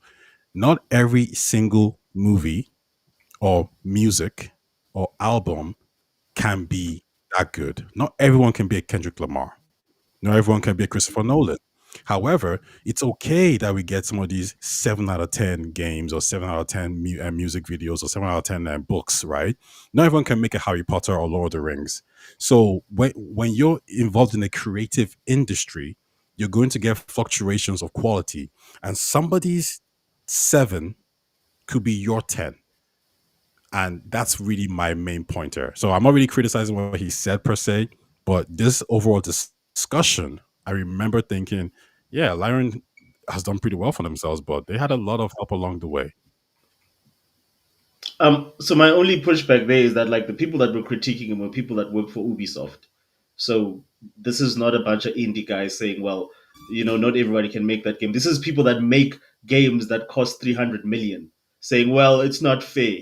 That's basically what he's saying. No, That's I think in the picture, like, one of the developers wasn't even a Ubisoft guy. It was somebody who was making a much smaller game, because his argument was like, if the new bar for RPG games is Baldur's Gate 3, well, fuck me then. I don't have 7 years to make this game. I don't have, like you need to understand, Larian had the tech, they had the money to get actors in to motion capture their acting, their voice acting, right? Not every studio has that. Yeah, well, the person that I remember people running the story for it was specifically developers of from Ubisoft complaining about things like, for instance, menus and stuff like that. Well, look, could you go back a little bit? No, actually, no, sorry. Don't spotlight all of it so much more critically, and in that mix, it's an unfair standard, saying that it set expectations that others... A few weeks ago, most promising RPGs memory highlight standard. Okay, play it. Simply could not meet. It was in that moment and through a series of videos that I made responding to it Okay, go that back. I realized just Go back again. Oh, we missed it because he showed a screenshot of one of the developers who was Yeah. criticizing it. But listen, I think the title says it himself. The title says this is Rockstar level, and yeah, if you want to say Baldur's Gate 3 is the Red Dead Redemption 2 of Yeah. RPGs, you can say that, but understand that there's only one Red Dead Redemption 2 out there. Like it's an unfair standard to say, like this is the level, because I could criticize Club Obscure right now and say, hey, what's up with the reused animations? Hey, what's up with the jankiness of the jumping and the platforming? I could say these things too, but it would be unrealistic for me to tell Sanford Interactive that your game needs to be like Baldur's Gate 3. That's a ridiculous take. And in the process of trying to make a Club Obscure or whatever it is, you might fall, you might fail, because there might be somebody in your team that just isn't that good. They might mess up somehow. They So might, go ahead. now I'm just trying to understand. So what are you saying? Are you saying certain, depending on the level of the production, because that's all got to do with ambition. Like it's all got to do with like ambition. It's all, a lot of it has to do with the overall in terms of like how your companies run, your ambition, your vision, the talent that you have, all those things factor in. But at the end of the day, it just means that you just a better developer. Simple as that. Like what I'm saying to you is that if it's a guy that's trying to make a double A game, and he's saying, "Come on, guys, this is a lot." I get that. I agree. I was like, yeah, you know what? You're probably not going to be able to make another Baldur's Gate. But if it's a guy that works for Ubisoft, if it's a guy that works for EA, if it's someone that works for Activision, say, "Come on, guys, you can't expect us to go out of our way and make an RPG." If it's a guy that works for BioWare, saying, "There's no freaking ways. Like, how are we supposed to make a game like Baldur's Gate?" Boo hoo! Cry harder. um,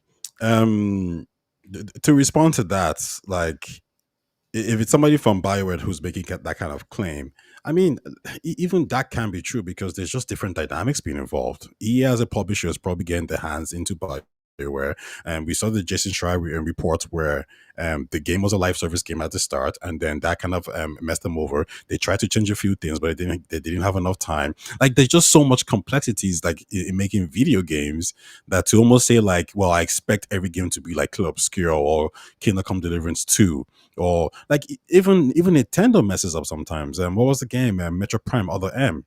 Everyone said it was like terrible. Kojima, right? Death Stranding 1 was his worst rated game. In fact, I look at Death Stranding 2 and I say, it feels like to me Death Stranding 2 should have been 1. And I'm sure Kojima probably would have made Death Stranding 2 number 1, but due to resources and time, he made Death Stranding 1. And he says, okay, you know what? I'm going to build from this. Like sometimes it just happens. And Kojima's an extremely efficient creator. So why wasn't Death Stranding 2 in 97 Metacritic? Why did people have complaints about Death Stranding 1? Because maybe his vision, maybe the finance, and maybe the timing all played a role to hinder that game's true potential. So when we kind of when we're trying to pretend as if like, well, every game should just be amazing, it's like, have you like, do people even work in business? Do people even know how creators work? Like, do I think everyone's going to be a J. Cole, a Kendrick Lamar, a Drake? No, of course not. That's not the way it works. The reason why Drake works so well is because he has a team. It's not just him.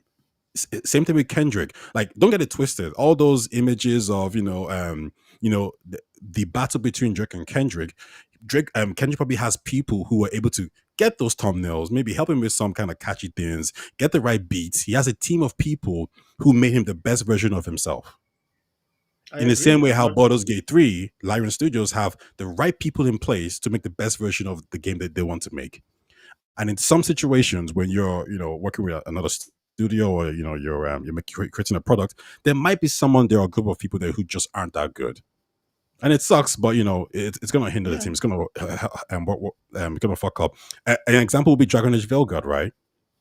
The technical team And the combat team are probably like, man, we cooked on this game. But the damn freaking writers had to screw this up.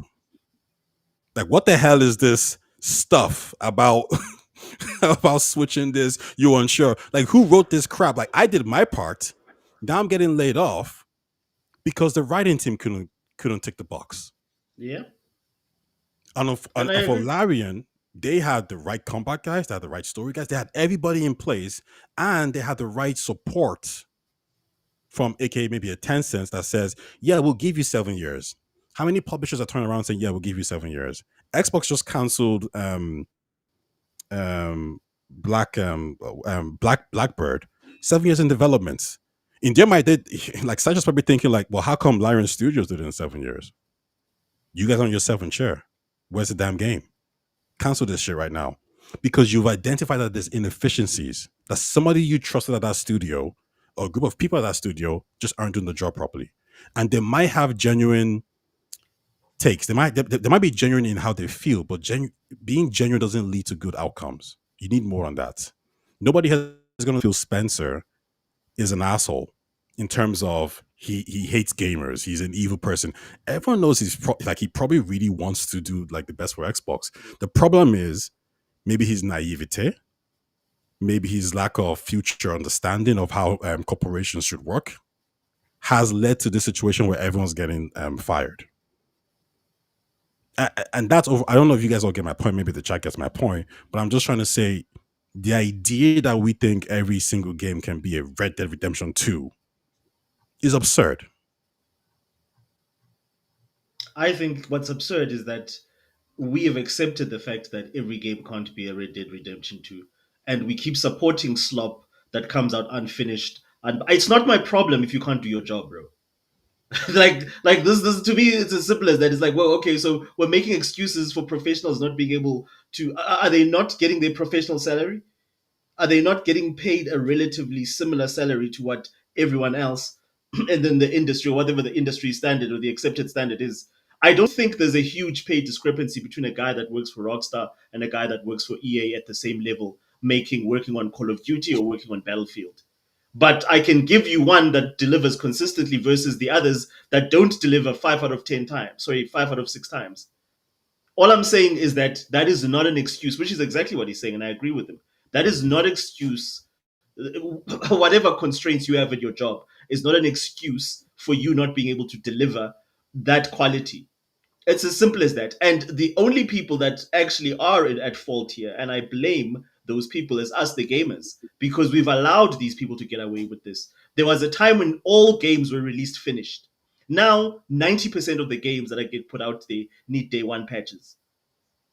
We've allowed that situation. That is why every game is not a Rockstar game.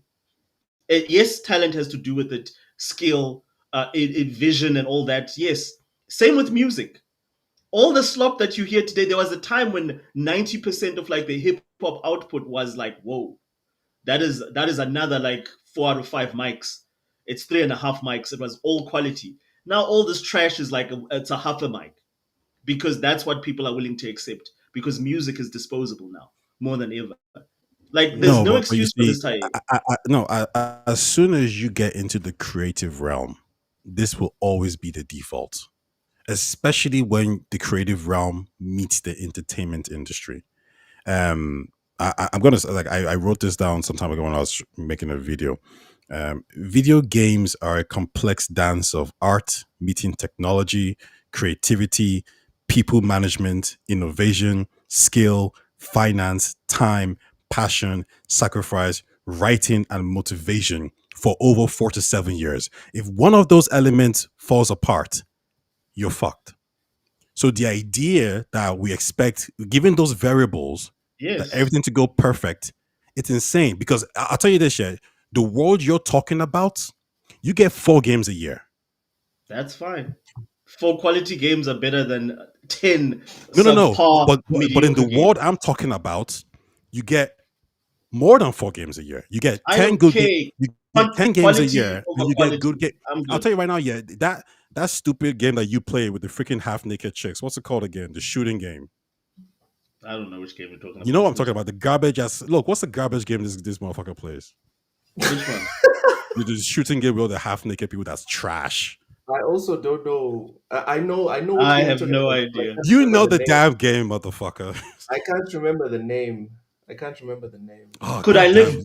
This is very simple, Ty. Could I live without it? First Absolutely. Descendant. Yeah, the first Descendant. Yeah, the Yes. first Could I live without exactly it? the Gina. Thank you. Absolutely. The first is, but the question is, why do we not want that game? Absolutely. Why do we not want that game to exist? If could I go without it? I'm not asking could you go without. No, no, no, no. That's what I'm saying. We could go without every single game. Why do we Yes. not want the first Descendant to exist?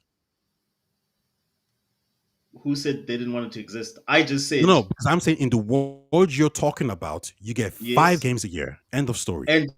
And I'm saying to you, if First Descendant has to be the rest, one of those games that goes away, I can do without it. That's all I'm saying to you. No, That, like, everyone. it's No, no, not no, that no, important. no, no, no. It's That's disposable. That's not addressing my I point can because go. everyone can What do is your without. point? Everyone can do without every single game. No one needs a game to survive. So that's not a good But answer. what I'm saying to you in terms of like, so why are you bringing that game specifically up then?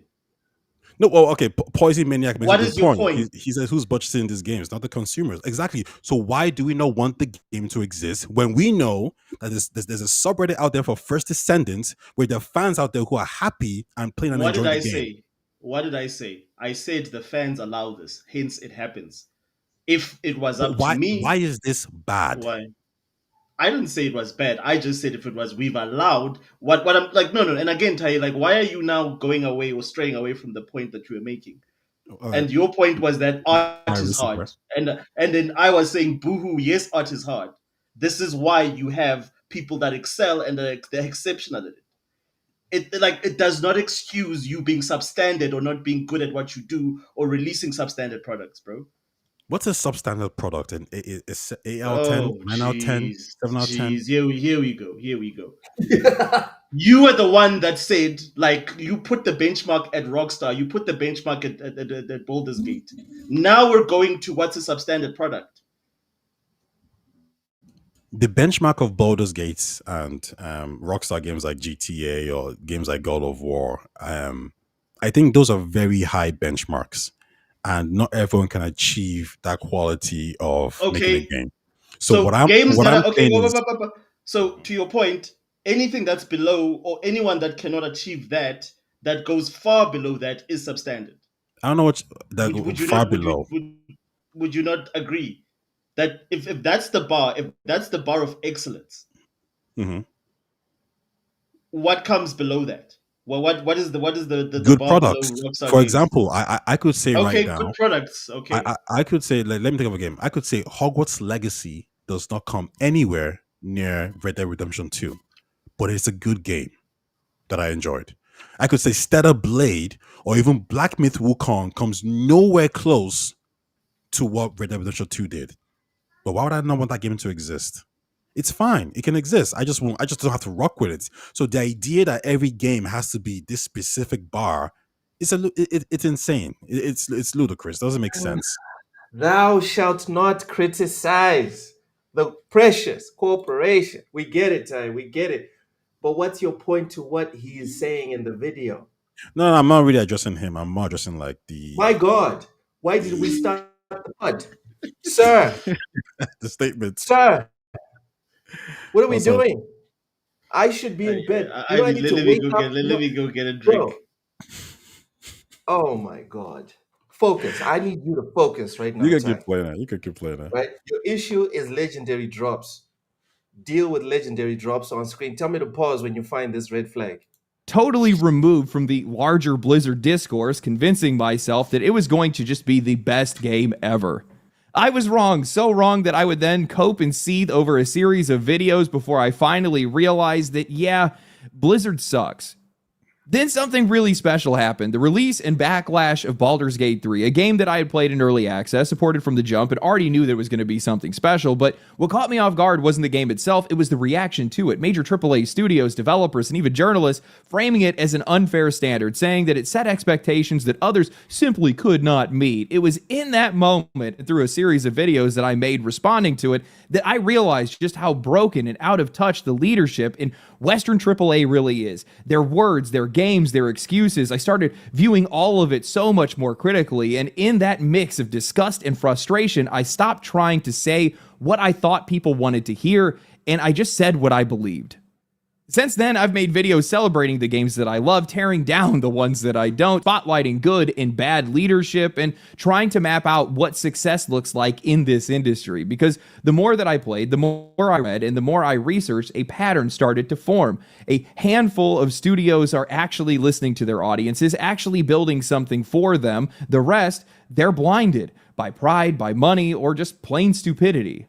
We've seen long-standing franchises warp beyond recognition in the pursuit of live service revenue. We've watched characters and stories rewritten into self-inserts, propaganda, or personal mouthpieces. And time again, we've seen developers, leadership, and even journalists position themselves in opposition with the people that they're supposed to be serving. So I started talking without a filter, right or wrong. I just put my opinions out there and it resonated. Viewership started to solidify, slow at first from 1K to 2K, then from 20K to 30K, and eventually every upload was almost getting 100K or more. I would see wild praise in the comments, things like, "You're the modern voice for gamers. You say exactly what I'm thinking." And while I appreciate that, I don't think of myself that highly. I am not trying to speak for anyone. I just want to talk about the games that I care about, the games that I want to see, and the games that I want to buy. And it's through that praise, as well as me being able to find my voice, that I ended up realizing something much bigger, that the biggest problem in the games industry today, maybe even the world right now, is that while we're more connected than ever, nobody feels heard. And when people finally do feel heard, even for a moment, it's powerful. A lot of people care about games just as much as I do, if not more than I do. And I think that's the reason why so many of you guys have supported me. And that support hasn't stopped. It's only grown faster and faster. Between your continued encouragement and a fair bit of signal boosting from Asmongold's reaction videos, I went from a complete nobody to being seen by millions of people in just a matter of months. Yep. Actually, on the topic of Asmongold, I think this is something worth addressing for both viewers and creators, because I've seen a lot of people say things like Asmongold makes channels, and that's not exactly true. As wild as it sounds, he reacted to my very two first videos, and because of the quality really wasn't there at the time, because I really didn't know what I was doing either, because I didn't have the confidence in front of the camera, there really wasn't much reason for anyone to want to watch me beyond his reaction videos. I saw no increase in viewership, and I remained obscure for more than a year after that. The content itself didn't land. So while Asmongold's reactions are really good and insanely valuable, they're still valuable to me right now, the creator themselves have to be good at holding on to an audience that they're being exposed to. That's the part that nobody wants to talk about. In fact, I don't know if anybody else does this, but I've spent the last 2 years using his reaction videos as a kind of focus group. It's been incredibly valuable watching somebody in real time respond to the videos that you have made. You can actually see where you're being misunderstood. You can see where your pacing slips. You can see where you might be wrong. You can see where the energy drops. It's like a free user experience test just for your personality and content. And while I know there's mixed opinions of Asmon as an online figure, I am genuinely grateful for his feedback, his commentary, and his community. Whether they agreed with me or not, they showed up and they helped me get better at what I do.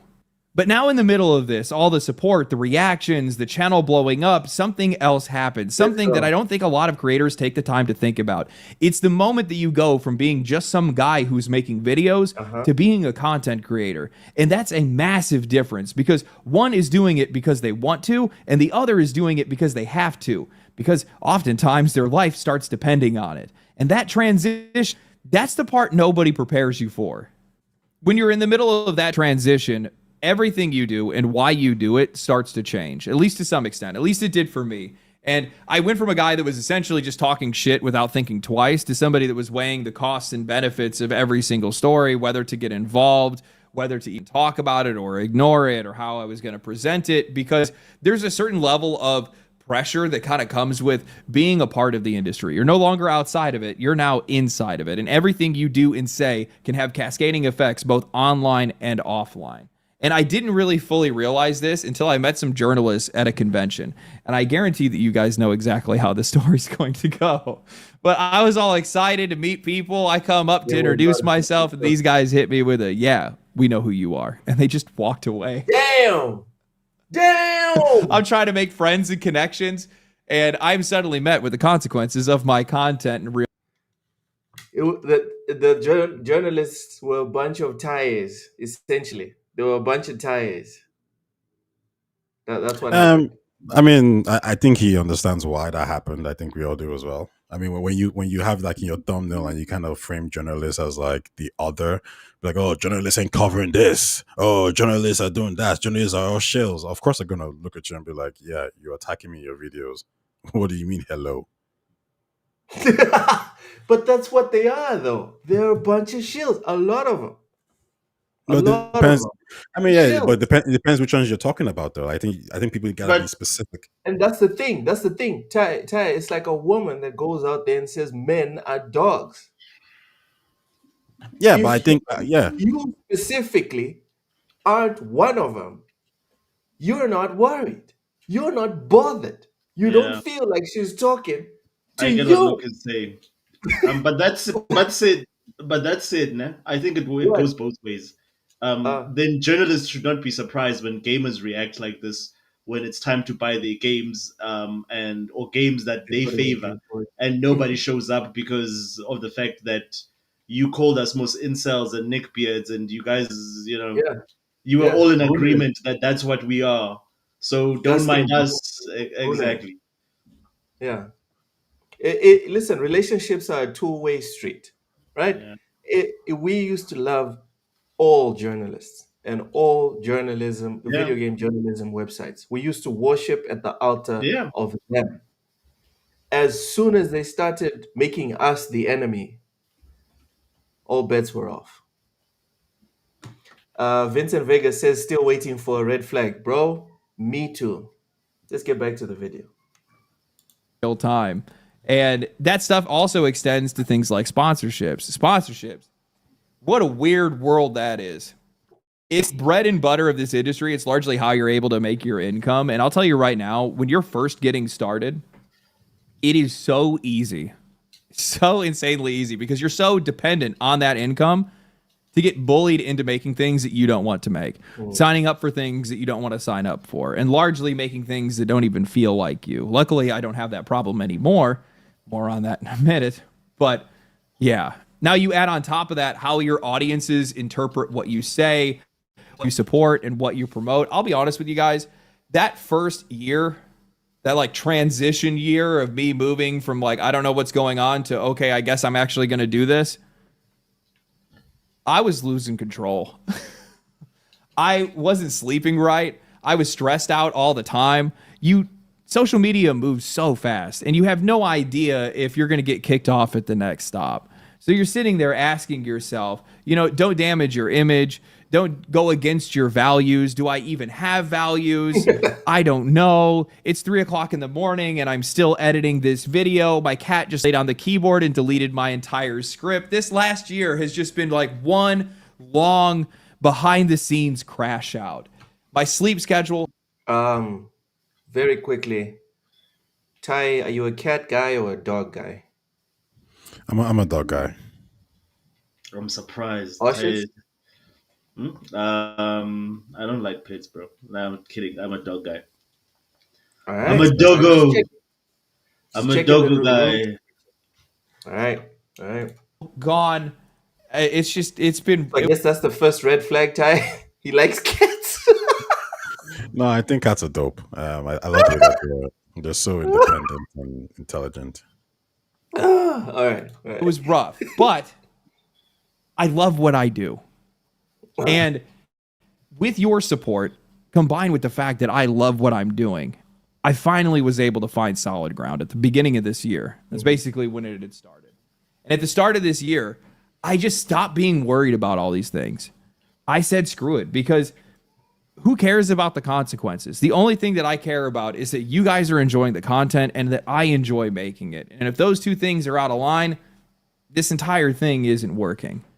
But that decision, it did come with consequences. There's some background lore that you guys probably don't know, but despite appearances, I have no idea what I'm doing. I edit my own videos, I do my own research papers, I do my own research, and I practice public speaking on the side. I am figuring it out day by day. I've spent most of my life pretty much disconnected. Sure, I watch some YouTube guides, reviews, and occasional breakdowns, but I never really used social media outside of promoting a band that I was in back in college. I just wasn't online like that. Lockdowns changed that for me. That's when I started using Discord, watching more videos, playing more games, getting into streamers. And from the very beginning, when I first started making YouTube videos, I approached it like I was talking to people, like I already kind of knew them. I spoke casually, directly, like we were all in on the same conversation, like we were all in on the same page. What I didn't realize was how over time, intent gets blurred, context gets lost, and who people think you are becomes its own version of truth. Like Ty. Essentially, optics mean a lot more than intent. I'm bringing this up because recently I started to go through the age-old tradition of YouTuber backlash. I don't know if this is my teenager phase. Is this what we call like YouTuber puberty or something like that? Hey, we made it, guys. Thank you for that. But some longtime supporters of the channel, people I genuinely respect, started pointing out a video that had been making the rounds. That video is accusing me of being a hypocrite, saying that I have abandoned my principles, that I am a paid shill. And I swear he's not talking about us. I swear he's not talking about us.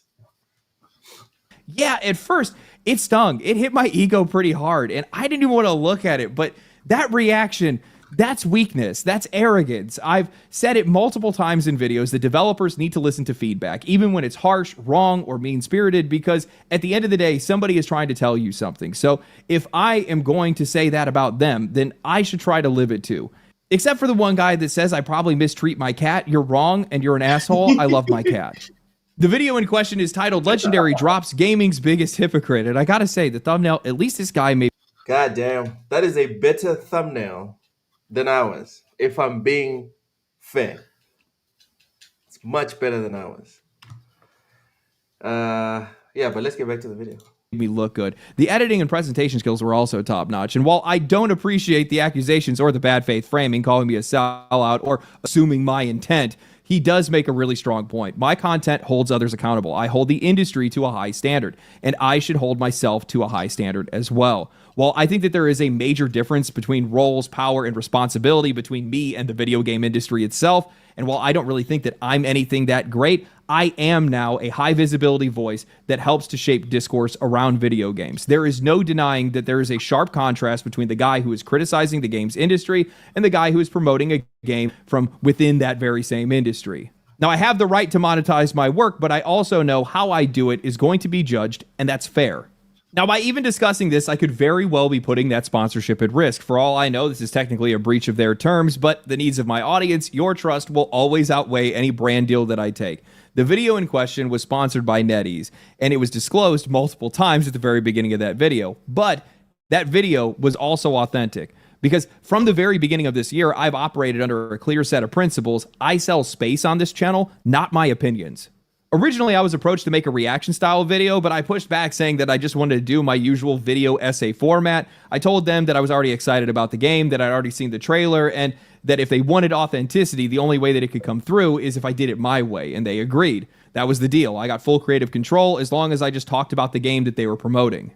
And look, guys, I'll own it. It's my fault for not communicating this to viewers. I never laid out how I handled sponsored content. So I'm going to make it clear right now. For integration ads, the short ones that you see at the beginning of a video, I have no hard lines written out for that, mostly because I just trust my audience. The gotcha games that approach me, I tell them straight up, you guys know what kind of videos I make, right? Which is basically me telling them my viewers are likely not going to care about this, but they still do it anyway. But when it comes to these fully sponsored videos, my question is simple. Is this a game that I want? Do I want to see more games like this? And for me, Blood Message fits into that. It's an Eastern-made, full-price, single-player title from a publisher that's mostly known for... Wait, is this an ad? This is a fucking ad? Okay, it's not. It's for gacha and live service titles. Yeah, I want to see those guys going and actually making single-player full... Ty, do you see this on the screen? Do you see this? Yeah, I see a Stellar Blade. What does that headline say, Ty? Gunnar Game of the Year Stellar Blade about 41% smart. Ensuring gamers would never see that. How should gamers, right? How should gamers feel about places that feel like that is a headline worth pursuing? Well, look, according to you guys, he didn't. Like, if you're not the person who's down this Stellar Blade smart, they're talking about you. They ain't talking about me. No, you did we say this recently? Where like if somebody But says a they're talking generic about, statement, okay, but what yeah, happens is, what happens yeah, is, gamers who play Stellar Blade, they use the smart hold one. on, I don't know hold smart. on, hold on. See, what you are focusing right now is this specific article. What I want you to focus on is the combative rhetoric towards the customer. Because here it's about these specific side of the customers.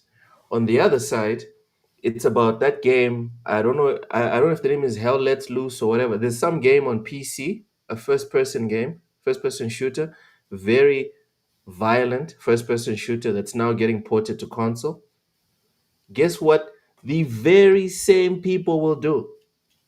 They will write articles about how sick and degenerate gamers are, or certain section or 43% of gamers are, for insisting and being upset that these grotesque finishes in the game, or the graphic nature of the game is being toned down for console gamers. And they're going to analyze how they're not, mentally okay in the head. So what happens is, time over time, since I don't know 2013, 14, when this really kicked off, over time, you piss off this 43% of gamers. Then you piss off this 15% of gamers. Then you piss off another 33% of gamers. Over the next 10 years, you've essentially pissed off all the gamers. They all hate the journalists because at some point in the last 10 years, Loke was vilified as a gamer because he was upset that quiet was nerfed in some patch in Metal Gear Solid 5. Hazardor Gaming was upset about whatever nerf that was done on Pokemon, but according to our lords and saviors in gaming journalism, he's the problem, etc., etc., etc. So I just pause this here to show you, to illustrate to you that it's not a cut on the neck that ruined the relationship between most gamers and video game journalism. It's a death by a thousand cuts. It was one article every single week that was vilifying a specific subsection of gamers. And when those gamers saw that, they took it to heart and they never forgot it. And then the next week, it was another subset and another subset and another subset. And when you group up all the subsets, now they all watch Asmongold. Now, when Polygon gets announced to get shut down, all those subsets that have been getting shat on for decades, no one's worried. Everyone is saying nothing of value was lost. But like most relationships, everyone is just looking at the end result. No one is looking at all the fuck ups that added up to the final cut. Sorry for going off on a tangent. Just wanted to be clear. No, we're all cleared. And live service titles. Yeah, I want to see those guys going and actually making single player full priced games. That's exactly the kind of shift that I want to see. I've made entire videos on this trend. Black Myth Wukong, Stellar Blade, Wu Chang Fallen Feathers, Phantom Blade Zero, Grand Blue Fantasy Relink, and the growing wave of Eastern titles that are actually delivering on what players want. I see the East as a market disruptor. If their games. And again, let's go to the East. Already, Western journalism is losing the people in the East, that if they were even curious to read about what the Western journalism thinks of them, they're looking at Black Myth Wukong and journalists acting as if Chinese gamers aren't real gamers. This is not true. This is not true. This is not true. When a game sells super well, what usually happens is that the article will just say the game sold super well. Black Myth Wukong sells super well. Several articles make it a point to say It that was the Chinese. most of the sales. All right, Ushers. Stop it, Ushers. Most of, a lot of these articles in the mainstream make it a point to point out that most of the sales came from China. Almost making it sound like it's a caveat. Like, is it even real? I don't know which articles you're even Is referencing there per any se. point to it? Like, they only bought it out of like patriotism. Is it really that good? When Black Myth Wukong, first of all, like when Baldur's Gate 3 came out, I think was it 40% of its player base is from the East, or 30 something percent. So that was something I looked up. Or sorry, it was said. And I think a lot of even Western games, even for example, Clear Obscure, I think something like 30 or 40% players are from the East as well. Now, when it comes to Black Myth Wukong, it's quite clear because the game sold so much copies, and I remember talking to my friends, hey, who's played Black Myth Wukong? And every single one was like, no, I haven't played before. So of course it's a bit insightful to see where the sales are coming from. That doesn't diminish the game in any way, shape, or form. Money is still money, but it lets us know the trend, right? So for example, I saw people say things like, we need to follow Black Myth Wukong, and I'm saying, yeah, but the game is selling well in the East, which means that audience likes this kind of game. But if you want us to follow the audience in the West kind of game, well, that's Minecraft and Fortnite. So I think these numbers are good, and just kind of gives us more information. People like you should like these numbers because you analyze stuff, right? I analyze things. I'll just analyze things so that we can make more informed decisions when we go on these podcasts and speak about these games. Unfortunately, I also pay attention to tone, and the tones in a lot of these articles were not complementary to the fact that that Wukong was mostly Chinese players. And again, you are free to dismiss that. But for me, there's What there's I the remember, director text, it's, there's the it's that director guy. text, It's the guy from Phobes. Paul Tassi.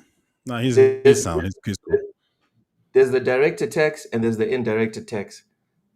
For But me, what I remember, go ahead. I actually read the articles not just to check out the stats, but also to try and understand the intent of the information that's being communicated, and the intent, from my understanding, and from a whole lot of people, because tons of people on social media came away with the exact same feeling of like, oh, okay, it's Chinese players that bought it, and then you had a whole lot of other people being like, hold on, so what? It just because it's Chinese people is not real, and then they would stop short of saying that, but there was a start point. There was a starting point for this understanding for people to start running with it and then get called out on it. Now, if you want to sit there and say, you know what, the journalists didn't contribute to that, that's fine. I personally saw the undertones and I saw the reactions online, and I'm like, you know what? I disagree with what Dorian Gray says here in the comment. Dorian, appreciate you, brother, but journalists are not subhuman. They're not. They're human just like us. But for some reason, there has been a wall erected, pause. There's been a wall built between video game journalists and gamers. For some reason, I don't know what it is, but there's been a wall built, and this is the result. But they're not subhuman. I'm looking at Paul Tassi's commenter. It says and even if you take China out of Wukong is still doing 260,000 concurrent in other regions, which is obviously fantastic on its own for a full price game. But China has made it an absolute monster with 2.2 million totally present. So that's him giving props to, like, hey, listen, in the West, it's doing crazy numbers, but in the East, god damn, this thing is doing crazy, not even better numbers. There's nothing bad about that. And I would even say this year, I didn't even care about the whole Wukong situation. What I noticed was people online saying things like, Western devs take notice. You should make this kind of. And I'm thinking, yeah, but the game is selling well mostly in the East, though. Like, so when you throw this number of like, 20 million, whatever it is, it's like, yeah, but those are Eastern numbers. And as we all say No, the this, point. we don't want What, our, Western what are devs you to start trying to emulating say? different people. No, the point when they say Western developers take notice is Western developers make good games. People will buy them. No. Western developers make games that people in the West want to play, and that's Fortnite, Minecraft, Roblox, etc., etc. Yeah, but then you also have Clay Obscure. No. But you see, my point here is that when people use the numbers and say this is selling well, make this game. What the Western devs can say, yeah, but is it selling Fortnite numbers? Is it? Oh, not Fortnite. No, that's a free to play game. But you get what I'm trying to say. Is he doing Fortnite numbers? Is he Well, doing go Minecraft numbers? ahead, go ahead and make The a answer is Fortnite. no. No, I'm saying the answer is The no. problem, No, hold on, wait. no. I'm sorry. The argument that they're making is invalid because if devs did follow the money and the sales, they will keep making Western games. And something else that people forget is this, because you mentioned it earlier when you said, well, live service. Sorry, he mentioned that like, Eastern devs are making single player games more, whatever it is. Eastern devs make the most live service games. It's Western devs who saw what they were doing with live service games and they wanted to also participate in that. In fact, some of the most successful Eastern games are live service games. Genshin Impact, for one. Again, if the argument is that everyone is making live service games, there's nothing to argue. My point is that people are allowed to look at what's being made in the East and say, yo, y'all need to make better single player games, because every time you make them, it seems like you're talking about disappointing sales and etc. We can't say people losing jobs because as we've spoken about before, it doesn't matter whether the game sells or not. People are still losing jobs. Poison Maniac, yes, the game is called Ready or Not, the game that is being censored right now on consoles and PC. So people bought the game on PC. It's not the same game, but it's being censored because of console sensibilities, and people are upset. But obviously, they're being painted as these useless, degenerate, bottom of the barrel human beings. And then when these same people react negatively to whatever the mainstream says, or when these same people celebrate the demise of the mainstream, people feel betrayed. And it's like, what? Tai, if I suddenly, right, said no more Tai on TSWS, blocked you on Twitter, started bad mouthing you and crapping on you and all these negative things, right, for like 2 years, bro. And then suddenly my life goes to crap so bad, I don't know, I lose everything. And then I find out that you are getting a kick out of me struggling in my life. At no point does it make any sense for me to sit here and be like, I can't believe Taye is feeling this way about me. I can't believe he's celebrating my demise. I can't believe it. Dude, there is no relationship to speak of. It's animosity. Like the American gangsters say, it's on site, bro. Between gamers and video game journalists, it's on site. All right, let's get back to this video. I'm getting heated. Succeed, especially while undercutting the bloated $70 to $80 price tags of Western AAA games. They are going to force this industry to fall in line with consumer demand. They don't have the reputation to be able to charge premium prices, so they're going to have to compete on value. That is good for everyone. While I see and can even agree with many of the concerns that people raise about the CCP, about China's government, about censorship and propaganda, that's really what this whole entire thing is about. It has nothing to do with a AAA game or anything like that. It really has more to do with it being a Chinese game more than anything else. But call me an idealist, but I believe that art can break through that. I think that inclusion, not exclusion, is the answer here. In a capitalist system, you bend to consumer expectations or you break. And these guys right now, they want to make money. If a publisher tries to force propaganda or censorship into a product, it usually shows and it damages both the game and their reputation. Ironically, we've seen far more of that ideological force feeding from Western games than Eastern ones lately. But enough of that, enough audiences pushing back, they are forced to compromise. It doesn't always happen immediately. immediately, but I believe that it can happen. And in this case, I'm willing to bet on it. I've also seen the criticism that I hate AAA games and this is just shilling for the sake of money and that my sponsor and other publishers are vile. And no shit, man, they're corporations. They care about money and control. You cannot change that system, but you can change the outcome. I have said this multiple times in videos. The solution is to support the right games. The ones that do it right. If Blizzard, EA, or God forbid, even Ubisoft actually release something good, something that I wanted to see more of, I'd be talking about it. I'd be taking sponsorships for it if they wanted me to.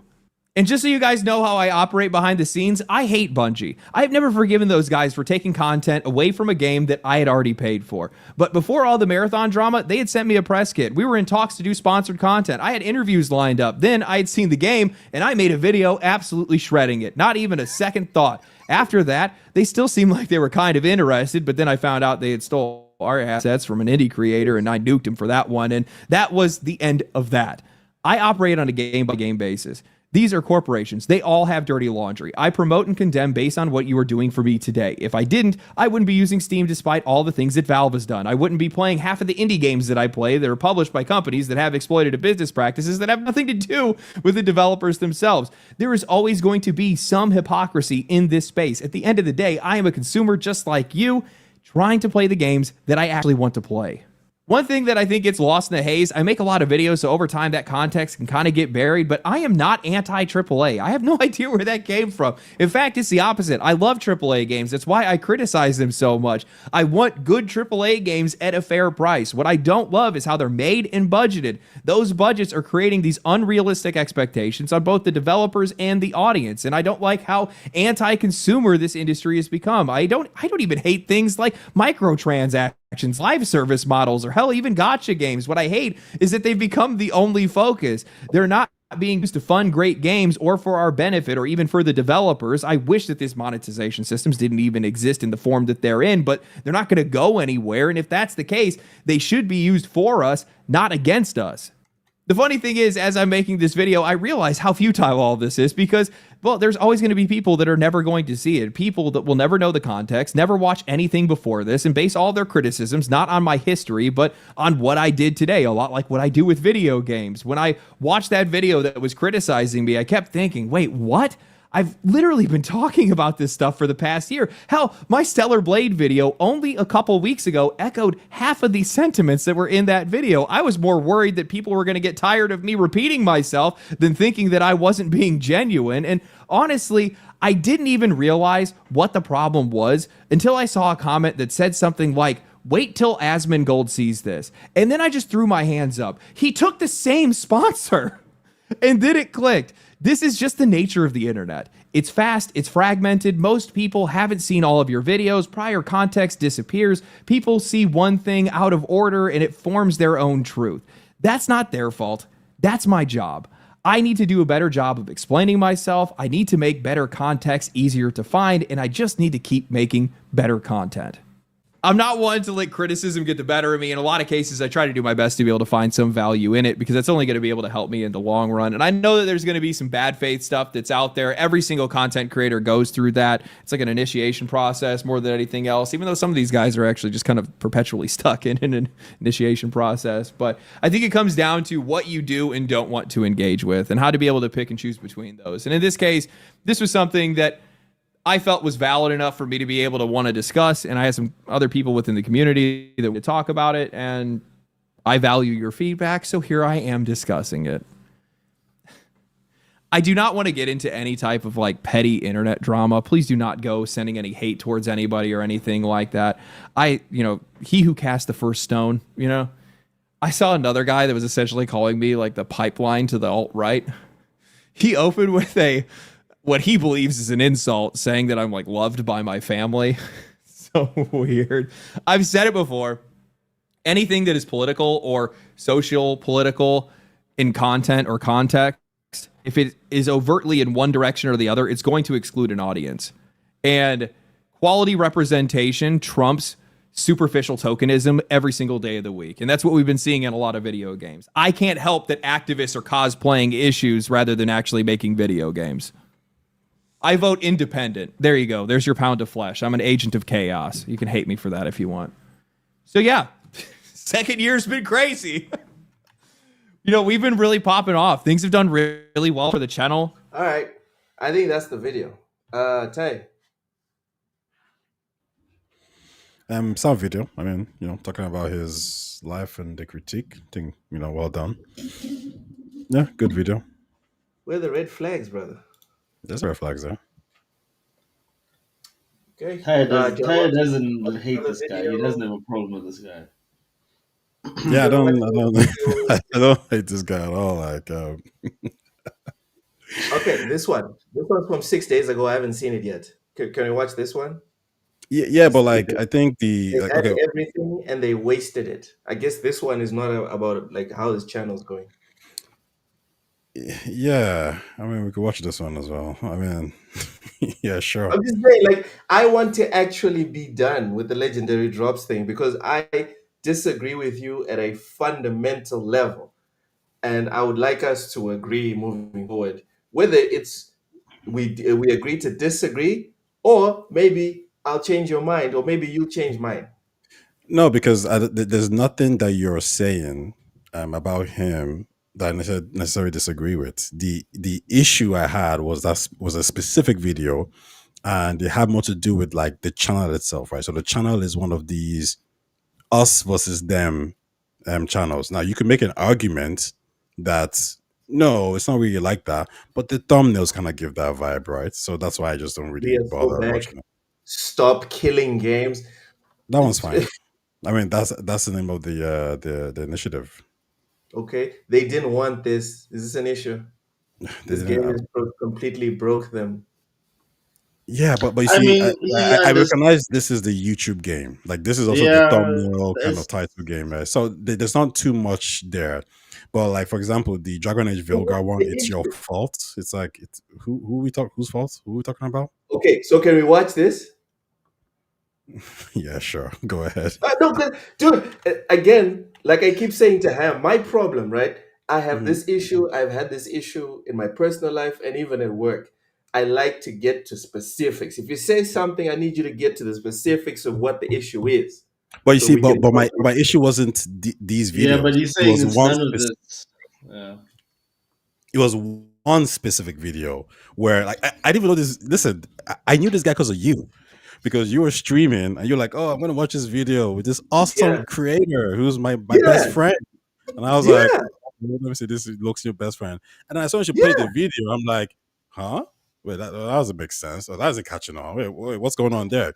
And then I came live onto your channel. I was like, yeah, there's some inconsistencies here. Do you not see it? And you were just like, oh, No, nope, he's great. no, no. I didn't see him. Yeah, because you like this anti corporation So videos too as well. again, you had mic problems Uh, and you were in a bit of a rush that day. And I was like, you know what? With time, we're gonna dedicate an entire episode to sorting through this. So here we are, Ty.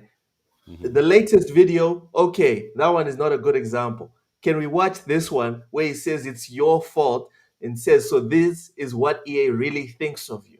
It's Yeah, it's sure, go ahead. clearly a combative video. hey, it better not be long. We've been through this Dragon It's Age. 26 minutes. This guy does not make short videos. Look, yo, Yeah, that's a long ass video. that's Yeah. the longest video. We've just watched No. this guy called. I like this guy, but I don't like him that much that I would want to like.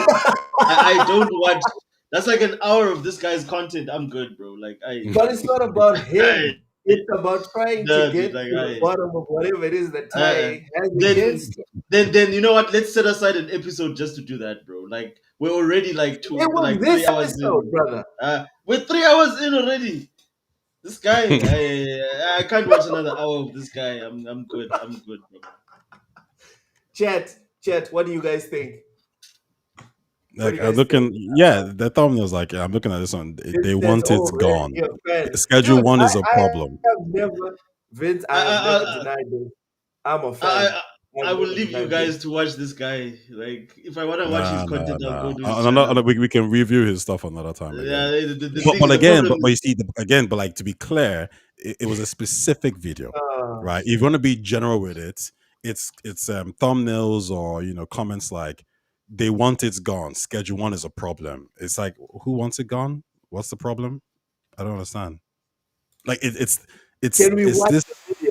Do you want to it's watch the video? Because No, you're no no you, no no no I've got not work anymore. tomorrow. one Like straw manning, Ty. You are I've the got one straw fun manning. tomorrow. I'm You, straw manning. I will. Yes, I'm gonna tap you're out the and one I'm who's gonna gonna leave straw both of man. y'all to have this lovers dispute about legendary drops. I'm not that fond of this guy, dude. Like I'm I've just saying never we can't this get out dude, here. dude. This is the first time I've actually watched a full video of this guy, and I said through it. I'm like, okay, cool. Let's see what you guys are getting at with this. I'm not gonna watch another one. I'm good. Hey, Yeah, listen, hey, I'm good too. All right, so Ty, I don't want to hear nothing. I don't want to hear nothing Yeah, you about won't. Don't legendary worry. drops in future episodes. No, you Please. won't hear anything. Okay. To close it out, Yobi sent this just now. Netflix's Assassin's Creed live action TV series has finally been officially greenlit. It's been nearly 5 years in the making, but the live action Assassin's Creed series at Netflix is finally greenlit with Roberto Patino and David Weiner as creators, showrunners, and executive producers. The Hollywood Reporter has learned. Excuse me. The blockbuster Assassin's Creed gaming franchise from French video game publisher Ubisoft first launched in 2007. The games have gone on to sell, blah, blah, blah. Yeah, sales. The Netflix series logline reads Assassin's Creed is a high octane thriller centered on the secret war between two shadowy factions, one set on determining mankind's future through control and manipulation, while the other fights to preserve free will. The series follows its characters across pivotal historical events as they battle to shape humanity's destiny.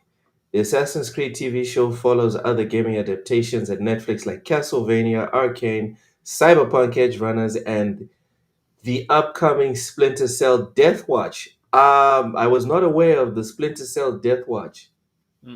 same. Are you guys aware of this? Nope. No. Wow, that's News to a big me. one. That's definitely news. We've been fans of Assassin's Creed. Okay, blah blah blah. All right, so Assassin's Creed on Netflix. Ty, This is really are you good. excited? Yeah, no, for sure. I'm guessing it's gonna be obviously the mainline games. I mean, the first game. I think that's probably the way to start. I do. Yeah, that probably be the way to start. You could probably get away with doing maybe something like a Black Flag as well, because that's a very popular title, especially a popular timeline. But no, I think it'd be the first game, and then moving on to obviously to the Renaissance. Yeah, I'm excited for this. I know there was a movie that sucked, and I'm expecting this one to be far better in terms of the creators being involved. I mean, one of the guys has Westworld to his name, Sons of Anarchy. Those are two great shows. So I think there's room to be optimistic. Yeah, it'll be better than the movie anyway, for sure. Like, I don't think that's a very high bar. So Yeah, the movie. Oof, the movie was a bit of a disappointment. That did not go down well, not at all. yeah. Osh's thoughts on Assassin's Creed? I have no care. I do not care for Assassin's Creed anything. Like there's nothing about Assassin's. I don't think Assassin's Creed and then I think excitement. Like those two things are not in the same realm. Oh, by the way, the new MK2 trailer's out. But like yeah, I'm very indifferent to this to be honest with you. The last time I watched something from Ubisoft, I don't know if you guys watched that show Mystic Quest on Apple TV, and it just had like the same sort of like Ubisoft corniness in it, and I was like, yeah, okay, cool. They used a lot of stuff from like Ubisoft's Ubisoft's games and whatever. So Ubisoft was very much involved in making that series, and I didn't really. I enjoyed elements of it. Like I watched like 3 seasons of it, but you watch enough of it to start to see all the corny game slash Ubisoft stuff in it. So I'm not really interested in anything Ubisoft Mm. or any gaming shows. Like most gaming shows, like I don't think any adaptation of a game or a movie, even this Mortal Kombat. I'm curious to see what this trailer looks like, but I know it's gonna be trash. I think Baraka, the issue has just Baraka always looks been okay in it. Huh? Baraka looks okay in it. I'm looking at the trailer right now. No, I've not Baraka, seen the trailer. I'm gonna actually after this. I'm actually gonna take time and I want to watch it properly. yeah. Well, I I think video games they're like anime. I think if you want to adapt a video game, best advice I can give you is make an anime or make a CGI movie. yes, Um, when you you use agreed. actual people, you start to like limit. You start to create limits that shouldn't be there from the show or from the game. Sorry. For example, Carl Urban is Johnny Cage. I saw that. Like Yeah. I love Carl Urban, right? I wish they would make another Dread movie with him there, and he's good in The Boys and stuff, but I don't think he's Johnny Cage. I Like also never saw him as Johnny Cage. physically, he can't do it. I'm sorry. I'm sorry. He just cannot do it. So, so and he's I just one example. disagree. No, no, I should let me walk that back. I agree in the sense that I think making an animated version will be a lot easier because there's a lot less cooks in the books. There's a lot less variables to deal with. However, I There's remember lots, what. no, Ty, there's less physical limitations. The thing about video games, especially the ones that are most loved, is that they have fantastical physical feats occurring at all times. Not many actors and actresses can do the things that video game characters do. So when you make it live action, you create two problems. Now you have to find an actor that can act and pull off the moves. And a lot of these movies that make adaptations, they go for the actors that can act, that but they can't pull off the moves properly. And then we are left disappointed. That is a problem, but it's not a problem that means like one shouldn't try, right? So for example, One Piece, the TV show, it's one of Netflix's popular shows, right? And everyone really likes that. Have you watched it? I But that's an I have anime not watched it. adaptation, not an. I've not watched it. It looks so cringy. Like No, but I've seen a yeah, few pictures, yeah, and but every yeah, time but I see the picture, I'm like, ew, I'm not gonna watch that rubbish. yeah, but Luscious, I would say, for example, like what's harder to adapt, a video game or an anime? Well, that's a good point because most anime adaptations have been trash. Also Um, No, no, no, depends on no, what no, no. video game we're talking about. It But also depends on recently, what video game. yeah, it depends on the yeah. video game genre. But recently, the other expand the universe. That's why I said last time that the Witcher was Netflix's. I think it's so like what 70 or 80 million people watched The Witcher in the first was it 1 month or whatever it was. Like The Witcher 3 itself, I think at that point has sold maybe like 50 million copies. Netflix will never be satisfied with 50 million viewers. So that means that the Witcher TV show brought in a vast amount of casuals. And that was what it was supposed to do. Yes, It was but never then meant but to just bring in the hardcore fans. but then the thing is, Tai, why would you like again? What about that? To me, that logic makes no sense. Why then don't go make something? Go take something that's casual and then sell it to casuals. There you This whole go. idea of you take a property that has a very built-in audience. This is exactly why Marvel is failing right now, because when they were selling the product to the core audience, they still managed to attract the other people because people are like, why is everybody watching these movies? What's so Exactly. fascinating about these movies? Yeah. My Yeah. like like the first Thor and Captain America movie, because I was so wary of superhero movies because they were so bad around that time. I didn't even want to go see them. My ex-girlfriend at the time actually asked me to go watch that movie because it did Chris, the one at what's it, the Chris is Chris in it. Evans. Yeah, and then they were like, I know this Chris is, and I was like, okay, cool, it's a comic book movie. You know what? At least I know what it is, and I ended up enjoying it. But the bottom line is, I enjoyed it as the core guy because of the fact that the story was true to what I knew about Captain America. She enjoyed it because she likes Chris Evans. So we both won. You can still make a Witcher that is faithful to the game and still have you have Henry Cavill there. He will bring in your female audience. You don't have to change the thing to be something completely different and just put a Witcher name on it. Go make something else and do that. Fuzzy No, says people get so mad these days if they aren't the target audience. What Oshis is saying is, if you don't want the target audience of the Mortal Kombat fans, why are you making a Mortal Kombat movie? Go make those 90s fighting movies like they used to. If that's what you want to do, go make another one of those. It's a simple question, really. No one ever answers it, but it's a no, but no, very but simple fuzzy, question. no, but like fuzzy is fuzzy. Did you guys hear that noise? Yeah, it's a weird sound. Oshis, I think that's you. No, there's no sound on my side. Yeah, Exactly, because it was coming from your end. Because me yeah. and Ty, okay, it's gone. It's gone. Yes. So I think there's many things going on here, right? So obviously, Usher's pivoted to Marvel as an example, which is a decent example, more or less, with some caveats. But still, Vince but says, still, turn off the vibrator. Oshis, turn off your vibrator. what are you saying now, bro? Not yet, Oshis. Let us get off the show, and then you can do whatever you need to do. Ty, go ahead, Yeah, I bud. think I think that there's things going on here. So obviously, Marvel is a very good example of that happening. But some people will even go a step back and say like, well, Marvel's already doing this, right? When you started to see things like Black Panther, when you started to see them focus on some of these other superheroes. But let's not get into that. I think the main thing here is when I said The Witcher, right? Again, we can argue that The Witcher is different from the games or whatever and the books, but that's fine because The Witcher 1 season 1 still did extremely well. Fans who played the game were more or less in line that it was a good adaptation.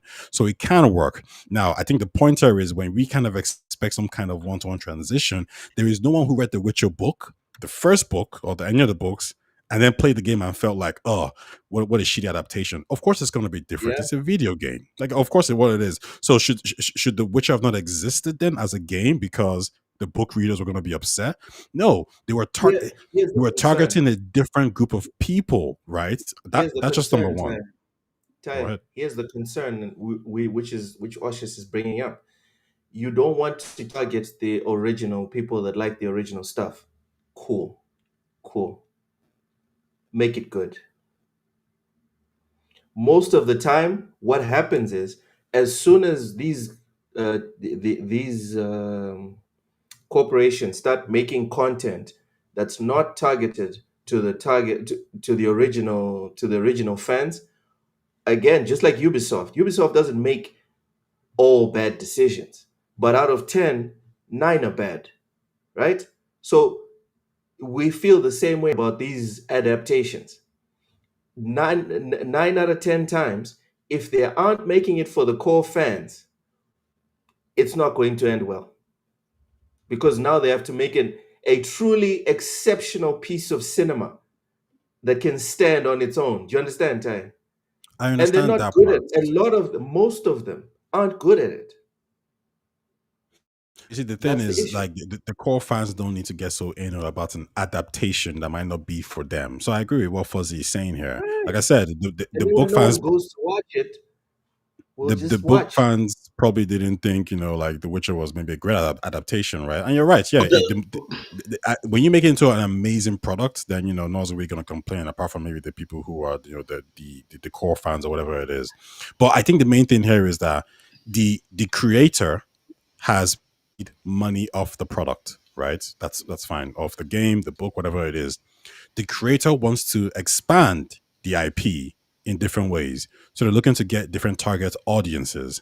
And they might do that with TV. And that's perfectly fine. Because if the creator gets more money, it keeps the franchise alive in some way, shape, or form.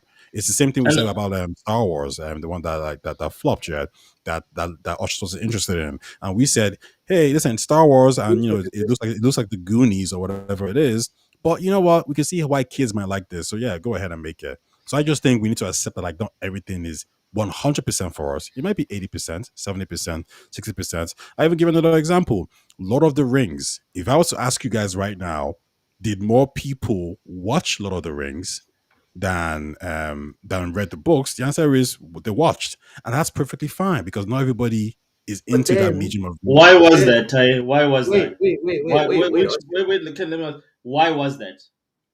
Why did more people watch Lord of Because it the was Rings? amazing. Because it was brilliant. So did as many people watch my call it Rings of Rings Power? of Power. No, yeah, Rings of Power stopped. It was more. It was more popular. The franchise was more popular. They had made. But why did no Oh one watch man, it? Because for the first time they decided to make a fantasy show. Because even when you make a fantasy show, you're still targeting an audience that would go and watch a fantasy movie. Those are the guys that are gonna be your core audience, and then the casuals will then come along if it's popular. But the problem is when you make a fantasy show for modern audiences, an audience that doesn't exist, that only exists in executives' minds when they're busy looking at freaking whatchamacallit, what is it? What do you call these studies? And what do you call this when Woke they're looking studies. at? No, no, no, no. gender studies. No. What What? is all this information when they're looking at all the data and analytics and whatever, and then that's how they decide to make a creative Hmm. product. Yeah. No, no, no. I'm not. I'm not disagreeing with that. I think, like, obviously, like, listen, this Mortal Kombat, whichever way you put it, that might not be a one-to-one adaptation, but it's gonna probably be the most Mortal Kombat TV show or movie out there, right? So there you go. Focus group. That's what the Focus orange. group. Yeah, yeah, yeah. Yeah, Focus focus group group. watches. That's what you're What talking Orange about. said. Yeah, I'm not disagreeing with any of these like parts at all. I'm just more focused on the fact that like or targeting, I should say, like when looks at the like, you know what, maybe we shouldn't be making live adaptations of some of these games because it doesn't translate well. There was a YouTuber who made a video years ago about this as well, and he said animes should stop making live adaptations, right? And I was thinking like, why would we give up? Why would we stop? Like, well, what is the purpose of stopping? Now, fast forward years later, it's one of those videos like, oh, I was wrong. It's like, yeah, you are wrong because the problem was never really the Wait, effects he per said he se. was wrong. Did he say it was wrong? Or somebody else said it? I think it was different. No, the specific guy I'm talking I don't. about, he was I big. don't think. The other guy I'm talking I, about, he was a small content creator, I believe, and he was like, yeah, I was okay, wrong I about don't this. think anyone has said that they were wrong about animes probably shouldn't be taken to live action because till today, no one can name me like 4 or 5 animes that were actually successful when they transitioned to live action. Well, it's not just animes, but manga as well, right? No, no, no. Forget my. Let's not make it too difficult to thread this needle. I'm just saying. Can you think No, no. What I of mean is like if a manga gets a live adaptation, because all animes get live adaptations of mangas, like I would say they're in the same boat. point is Hmm. no one's been able to thread that needle. I can't think of one. Never mind 4 or 5. I can think of one anime that went live action and just exploded. People are like, oh my god, this is awesome. Can you think of one time? It doesn't need to explode, but One Piece is one. The Let's TV add, show. let's okay. So no, so no. Wait, what do you mean exploded? As in like it's done like what do you mean That was actually exceptional. And you had like crossover and you had random ass people that know nothing about anime talking about, oh my God. The same way, like Game of Thrones, for example, you had people that know nothing about the Song of Ice and Fire Hmm. could not stop watching Game of Thrones. Have you heard of Alice in Borderland? No, never heard of it. It's a Yeah, I've very watched popular it. it's a very popular Netflix I, show. I finished it, and what a waste of like 2 seasons because the ending is so dumb. But Yeah, it but, was but you, like, but you will criticize the ending, not the actual yeah, adaptation, correct? yeah. None of the adapted. Well, yeah, I didn't even know it was adapted for something. I just picked it up because I loved like Japanese live action stuff on Netflix. Yeah, so we have Alice in Borderland. We have we have One Piece. What else do we got? We also have there's a few other ones I know from the So, manga. so like zero rip roaring successes. You've got What you have, Death Note. what you have wait, You've wait. got What you have is obscure. What you have is obscure examples that a couple of people are like, yeah, it was all right.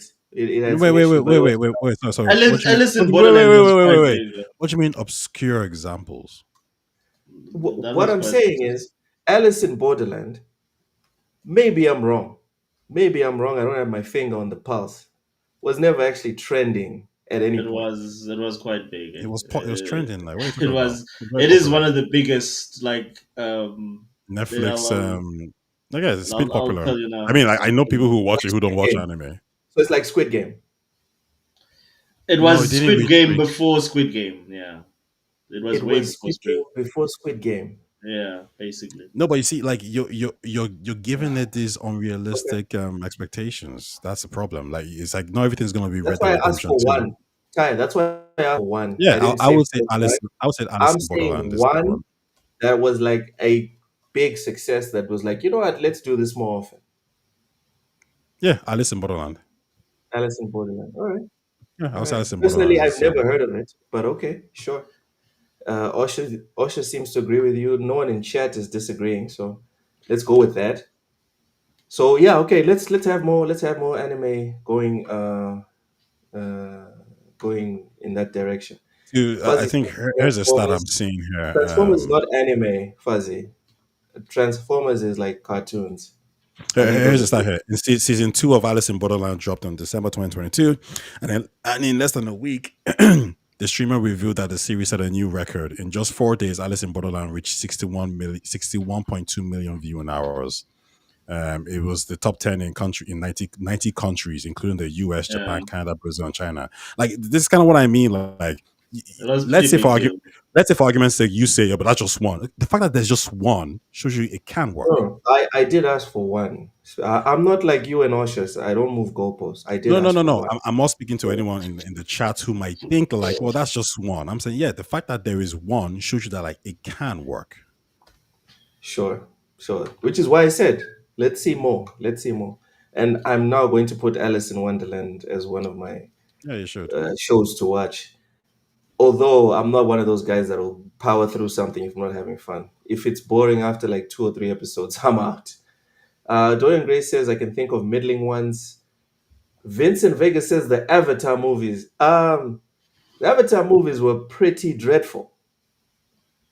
I don't know. The I TV don't know. shows, the TV show that was good. The what's it?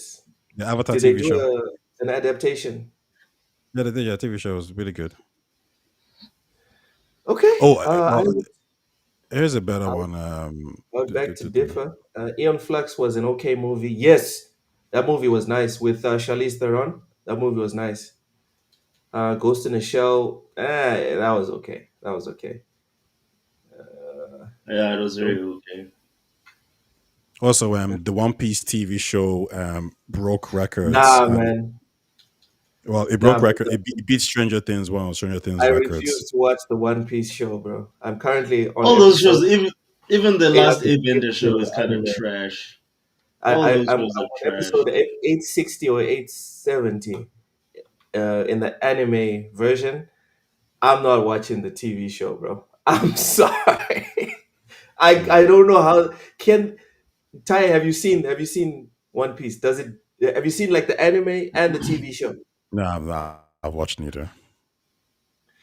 I don't think it'll do it justice, bro.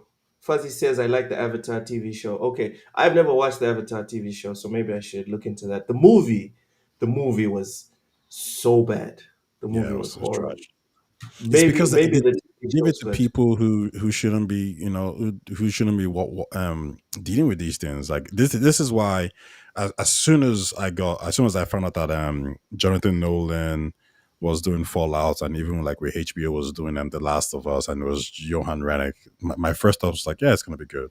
It's gonna, like, these guys, like, they know what they're doing. Like, they might mess up here and there, like, who knows, right? But they know what they're doing. So if you just give the show or the IP to somebody who knows how to write a good story, even if the adaptation is not one to one or bad, it will always be good. Like, like, there's no one out there who thinks Dune, the movies, should be one to one with the books. However, when you watch those movies and you know who's They're good. directing it, you can say They this are this shit is good. amazing. And maybe the Dune fans are like, they didn't do this properly, they didn't do this, I don't like the adaptation, it sucks. However, someone Mm. like me who isn't gonna read the books, yeah, now I'm invested in that franchise going forward. and that franchise is making more money. So a lot of these things are not always to get the book readers involved, because if you get the book readers involved, you're not going to make as much money as if you get the casual TV audience people involved, aka me, aka Loke, aka Ushers. Like, has The anybody here only actually way read the you book? get the only way you get the casuals involved is if you actually make a good product. That Yeah, is 9 out of agreed. 10 times the formula. Yeah, Because there yeah. was a Dune adaptation in the 80s and no one watched it because it was It did ass. not pop off, bro. So Exactly. Not pop off. so the thing is, to me, it only the like if you make a good anything, quality products sell. If you make a good product, people will come. Yeah. Not always, but most of the time, 9 out of 10 times they'll come. Your People will product will do be what? successful. They will support your product. So, Vincent Vega says I'm off by 500 episodes. Listen, I'm not even under any pressure with One Piece, bro. I'll watch it at my own pace. I don't like watch one episode a day or something to try and catch up. I watch it when I can. And if I'm off by 1,000 episodes by next year, it's fine. It's fine. That's just more episodes for me to watch in the future. Not a problem. Vince says if these kids could read, they wouldn't watch the Dune movies. Well, thank God for TikTok. That's all I'll say. Thank God for TikTok. Anyways, before we hop on out of here, gentlemen, please plug your channels. Tell us where we can find you, etc. Or Ushers, go first. so nothing to really plug. I'm on Twitter as Oz the Wiz Washer7. And yeah, I'll be here, there, and everywhere whenever Loke or Tai invite me. But yeah, it's always a pleasure, man, to be here, and it's always awesome to have these conversations with you guys. You guys are an awesome audience, and I really do appreciate this platform. But anyways, that's it. All right. Also, quick reminder, Ty Oshus, when you guys want me to come on something on Saturdays, don't call me on WhatsApp because my phone does a like automatic silencing of all social media on the weekend. Call me on the actual number. I won't pick up, right? So I won't waste your international credit or whatever, but I'll know what it's about. I don't think I If can you do call that me on because the I think WhatsApp, it'll be my silent. balance my plan doesn't include international numbers, so I don't know if I It's can. fine. Oshus will call me on on on the actual phone, and All then right, sure. we'll All know. good, all good, all good. All right, Ty, please plug your channel. Tell people where they can find you, etc., etc. Yeah, same place as always. Tayo Talks, TAYETALKS. Same thing on Twitter. I'm a little bit more quiet on that now. I think it's because Usher doesn't talk as much shit anymore. But he did say something today, and I had to like It attack. was But messy today. Oshus was messy. yeah, he has his moments where he just goes full on crazy. But yeah, you can find me on Twitter as well. Not many hot takes there, but just gaming related, primarily Xbox. Video wise, the thing that really comes to mind. But I was having a back and forth with some guy on Mass Effect, in terms of EA destroying the franchise and EA not gonna shut down Bioware. So I'm considering making a video on that to see, is EA likely to close down Bioware, and should we expect if Mass Effect is going to be a good game or not? No real concept yet, but I have some thoughts on it. So yeah, that might be my next video. All right, good stuff. Vincent Vega suggests Signal. I already have it. I'll send you guys the link to it. It's actually a great app. It's an awesome app. We should try to use that. Anyways, thank you to everyone for watching. We really do appreciate the support, whether you're watching live or you're watching the VOD. Make sure to smash the like button, subscribe if you haven't. Memberships are live. It's $1 a month. We really do appreciate it. Dorian Gray, come on, let's end on a positive note, brother. We'll see you tomorrow on Bullshit with Cozy Beluga, Mad Lights Game, El Solo, Mental Nina, and myself to chop it up about the biggest gaming news uh, that happened throughout the week. So, thank you so much. and we'll see you tomorrow. Goodbye. Cool. They said